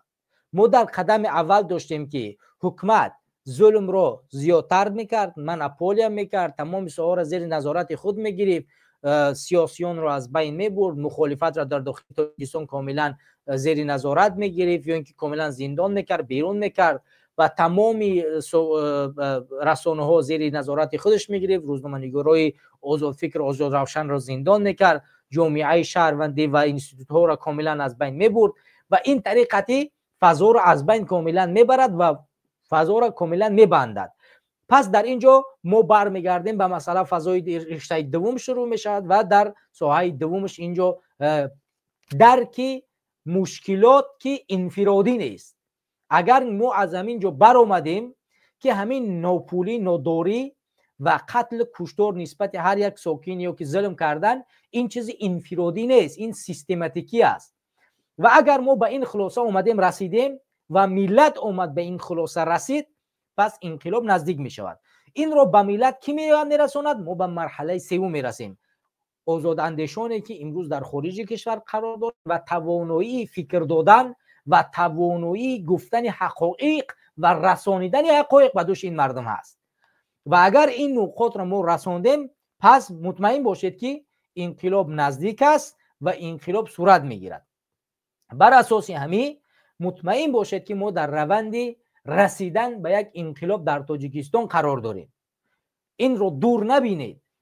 ببینید باز زیادی برادران میگن که ما 10 سال میشود در راه مبارزه هستیم و در این طول 10 سال هیچ کاری انجام ندادیم. برادران عزیز، در طول ما سالهای مثلا 2012 هم مثلا نظر کنیم، 2015 نظر کنیم، در داخل وطن ما حزب‌های سیاسی مخالف موجود بود، روزنامه‌نگاران آزاد اندیش موجود بود، جامعه شهروندی که مؤثر بود، تاثیرگذار بود موجود بود، روزنامه‌نگارا و روزنامه‌ها و تلویزیون‌ها موجود، یعنی یک رادیوهای مخالف موجود بود. تو اندازه میشید گوناگون اندیشی و گوناگون فکری را در جامعه دید و تاثیرگذاری آنها را برای دیگر ساختن کدام قانون‌ها و یا ساختن کدام ظلم ستم یعنی دیگرگون کردن آنها میتوانید احساس کرد. ولی فضا بعد از سالهای 2016 17 سخت‌تر شد و بعد از سال 2020 که آخران نقطه این دلیر امام علی و اینها رو کاملا از بین بردن، حزب سوسیال دموکرات تاجیکستان یگانه حزب مخالف رو از بین بردن، با شاکرجان حکیمov اینا رو تقریبا با بازنشست روان کردن و بعدا الان دیدیم که زندان کردن. این فضا اومد تا اونجایی رسید که امروز کاملا فضای تاجیکستان به همون مرحله اول که کاملا باید از بین برود و ظلم ستم حدودش رو بگذرد گذشت. پس ما گذشتیم به مرحله دوم و مرحله سوم که با هم ارتباط دارن. اینها رو اگر ما در این مرحله کار بکنیم و تاثیر بگذاریم، مطمئن باشید که مرحله آخر که انقلاب است و این از اینجا سرچشمه میگیرد. پس وقتی که ما در اینجا میایم حرف میزنیم و موضوع انقلاب رو یک موضوع مهم میدونیم و در هر برنامه نسبتش صحبت میکنیم، مطمئن باشد که انقلاب میشود و انقلاب رو از همین جا باید آغاز کنیم. یعنی رسیدن به انقلاب این احساس و درک هر یک شهروند جمهوری تاجیکستان نسبت همون است. یعنی آغاز انقلاب از داخل خودمون. اول اینجا باید ترس رو دور بکنیم و انقلاب از داخل خودمون آغاز بکنیم. انقلاب داخل خودمون بیرون کردن ترس از داخل خودمون است. وقتی که با این پیروز شدیم، اینجا انقلاب کردیم، پس مطمئن باشید که انقلاب دیگرش نزدیک می شود. برای همین ما این حال انقلابی را در داخل خود انجام بدیم، به این مبارزه ببریم و فکرها و اندیشه ها را در جامعه برسانیم و جامعه را بیدار بکنیم که اون جامعه درک کند که این مشکلاتی که امروز هست مشکلات انفرادی نیست، مشکلات شخصی نیست، بلکه مشکلات سیستماتیکی، مشکلات حکومت است که ظالماست که بالای سر ما میارن میرسونن. به همین خاطر تا اینجا ما گفتیم و خواهیم گفت و در آینده را مبارزه برای رسانیدن حق میبریم. پس درک مسئله از جانب شماست. باید شما شهروندان جمهوری تاجیکستان و مردم کشور عزیزم باید این چیز را در گوش خود، در بدن خود، در بدن خود، در وجدان خود جا کنید و درک کنید که انقلاب وابسته به خود شماست و روز ای را درک کردید و روز ای را احساس کردید و روز به این عمل کردید، اون روز انقلاب تاجیکستانیان فرا میرسد و ما در تاجیکستان یک انقلاب مردمی را به راه می اندازیم که در اون انقلاب دیگرگونی، دیگر اندیشی، جایکاری و یک حکومتی که اون حکومت وابسته مردم باشد و مردمی متفکر و دانشمند در سر حاکمیت باشند قرار خواهیم داد. و مطمئن باشید که اگر فردا ما باشیم نباشیم، شاید در روند انقلاب کشته شیم، زخمی شیم، معیوب شیم، گنگ شیم و هر راه دیگه امکان دارد که حرف زدن نتوانیم، یا شاید هم که در مابین ما کسای فسادکار را پیدا شود که همونطوری که در گرجستان وقتی پرزیدنت پیشین ساکشوالی بود، یادم اسمش سر زبانم خوب نمیآید، وقتی که انقلاب کرد در گرجستان، وقتی به سر قدرت آمد، اولین کسایی را که زندان کرد رفیقای نزدیک خودش که با خودش انقلاب کرد اونها بودن. 2 نفر اونهایی که در سطح وزیر کار میکردن اون فساد گرفتن، اونها را زندان کرد و با دیگرها رفیقای دیگری اش گفت که هر کسی که در اینجا فساد در دست میزنه مطمئن باشد که زندان کرده میشود. چرا چون این کار کرد؟ به خاطر که انقلاب خلردار کرده نشود و جامعه پیشرفت کند و این جامعه پیشرفت میتواند آینده ملت را نجات بدهد. و اگر همین رفیقایش رو زندان نمیکرد، همون سیستمی که قبلی بود، گرجستان قبلی، گرجستان به همون سیستم باقی میمون. یعنی اگر ما مطمئن باشید که کدام ما در آینده به فساد داده شدیم و ملت این رو در نظر نگرفت، مبارزه را نبرد، ایستادگی نکرد، همین حکومت امامعلی رحمانی دوباره برقرار می شود. پس در برابر انقلاب باید ما برای چی میگم که انقلاب باید از اینجا از داخل خودمون آغاز کنیم؟ چون انقلاب از داخل ما آغاز شد، در آینده ما اجازت نمیدیم که کسی فساد کند، کسی ظلم کند، کسی حقوق مردم تاجیکستان رو پایمال بکند. شما دیدید که بعد از اونی که پرزیدنت گرجستان وقتش تمام شد و انتخابات جدید شد، عین حال گرجستان دویم باره به همون ساختار قبلی دیکتاتوری برمیگرده.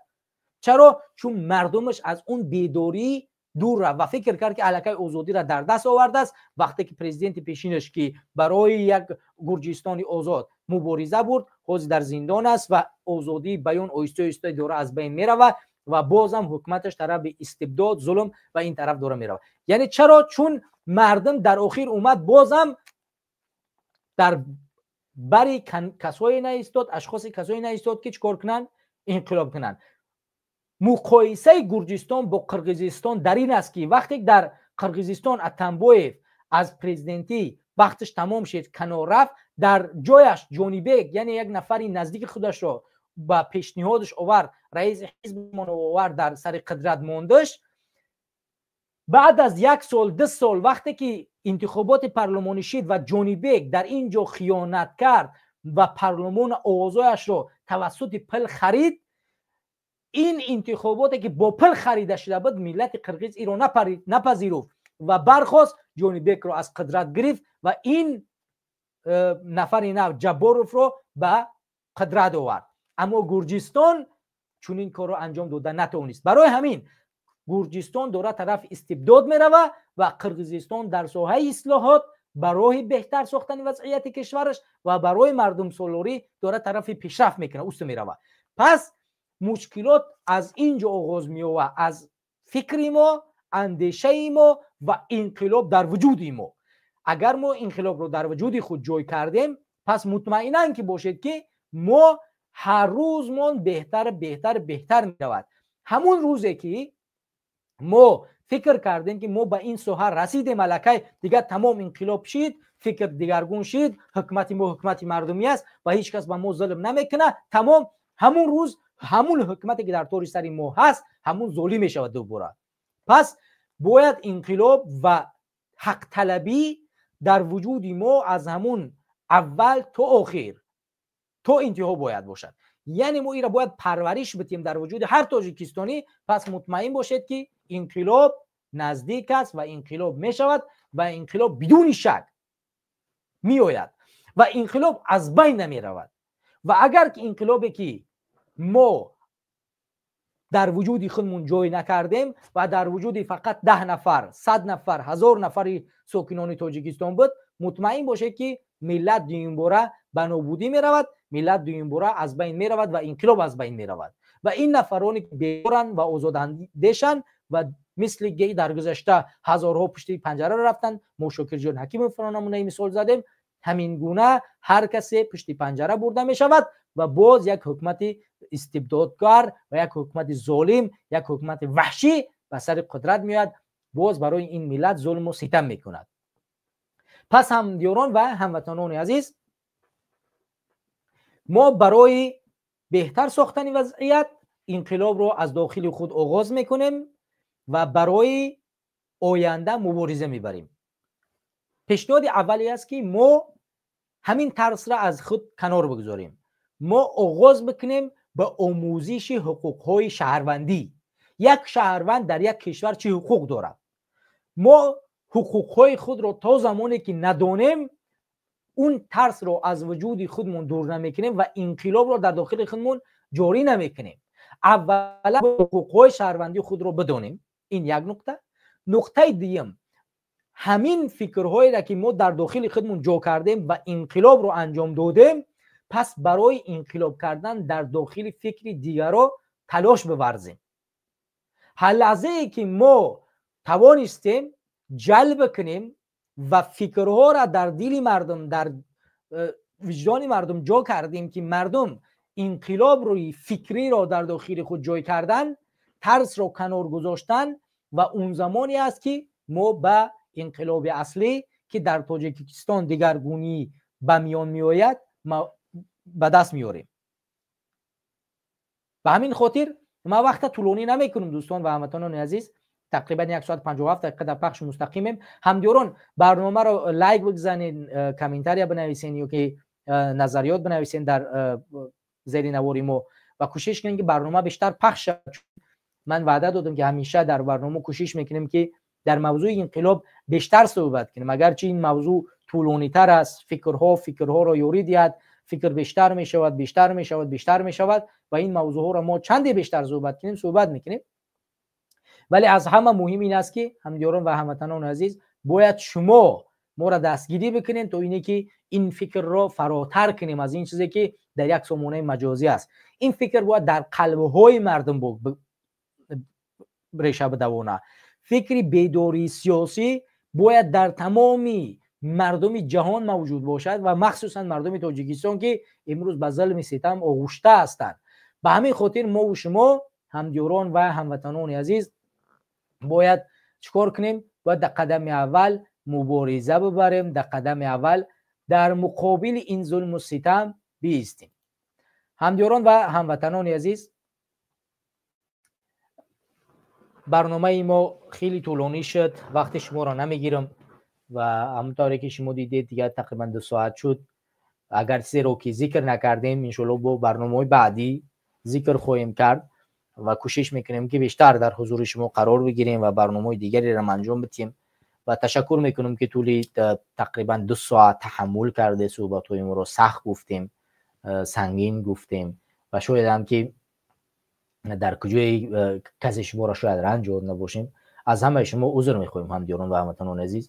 امیدوارم که الله متعال همه ما و شما را در این راه انتخاب کرده ایم پیروزمون بگرداند و ما را به اون راه مقدسی که هست برقرار کردن عدالت کامیاب بگردانه، به اون برسانه و پروردگار ما را به اون روز برسانه که شمشیر انقلاب و پرچم انقلاب در مرکز تاجیکستان در شهر دوشنبه در دست ما باشد و ما بتوانیم در تاجیکستان اون پرچم انقلاب را برافشانیم و ملت تاجیک را سرفراز بگردانیم و کشور را از این ظلم، از این ستم، از این بهتان نجات بدهیم. ما دعا میکنیم که پروردگار این ظالمان را، این فاشیستان را، این متکبرین را پروردگار نابود بسازد توسط این مردم، توسط همین مردمی که اینها ظلم و ستم کردند.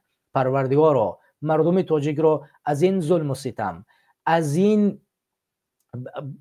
ظالمان، از این ستمکاران، از این دزدان، از این جلابان نجات بده. پروردگارا ما را برای پیروزی، برای رسیدن به انقلاب و به هدفهای نیکی که داریم پروردگارا ما با آنها برسان. پروردگارا دلهای ما را از بغض و عداوت، از کینه، از کدورت، از بدبینی دور بگردان. پروردگارا ما را برای اتحاد وحدانیت هدایت بفرما.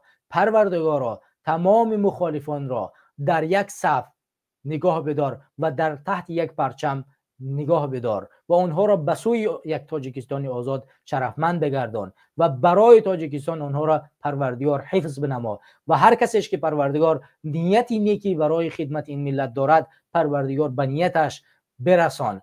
پروردگارا این ملت مظلوم را به سرفرازی، به بهتر ساختن وضعیت دیگرگون بگردان. پروردگارا بیداری دینی، بیداری اخلاقی، بیداری سیاسی را در دین مردمی تاجیک جای بگردان. پروردگارا ما مردم مظلوم را مشرف بگردان که از این دولت‌های غربت، از این دوری نجات بیابیم و به نزد زن و فرزند، به نزد مادر و پدر، به نزد نزدیکان خود، از همه مهم به وطن خود و سرزمین خود بر بگردان. پروردگارا نجات بدین از این جایهایی که قرار داریم و ما را به جای ببر که در اونجا ما میتوانیم به امت محمد صلی الله علیه و سلم، به ملت تاجیک و مردم تاجیکستان خدمت بکنیم. پروردگار ما را خادم این ملت بگردان. پروردگار ما را موظف بگردان که در راه خدمت این ملت به شهادت برسیم و خدمت کنیم و عمر خود را خدمتی این ملت و این مردم بگردانیم. پروردگار ما رو محتاج هیچ شخصی نگردان. پروردگار ملت ما رو محتاج هیچ ملت دیگری نگردان. پروردگار ملت ما رو از این ظلم و ستم فاشیستایی که در فدراسیون روسیه هر روز نسبت ما ظلم میکنند پروردگار ما رو نجات بدید. پروردگار این مظلومین را از زیر و ظلم ستمکاران نجات بده و به وطن خود و سرفرازی برشون بگردان. پروردگار هر کسی که نیت نابودی ما را بگرداند پروردگار نابودش بگردان. پروردگار هر کسی که نسبت ما نیت بد دارد، نسبت عملهای ما عملهای بد میکند، پروردگار عملهای آن را ناکام بگردان. پروردگار ما را برای راستی و برای اهدینا الصراط المستقیم هدایت بفرما. ما دعا میکنیم که پروردگار این ظالمان را بار دیگر سرنگون بگرداند و مظلومان را به حق خودشان، مظلومان را به حکمت، به قدرت، به خدمت این مردم بر بگرداند که اینها بتوانند اون ظلم را که دیدن بفهمند و ملت را از این بهتان، از این ناحقی و از این راهی که به نابودی می رود نجات بدهند. چون این مظلومان درک میکنن، ظلم دیدن، ستم دیدن،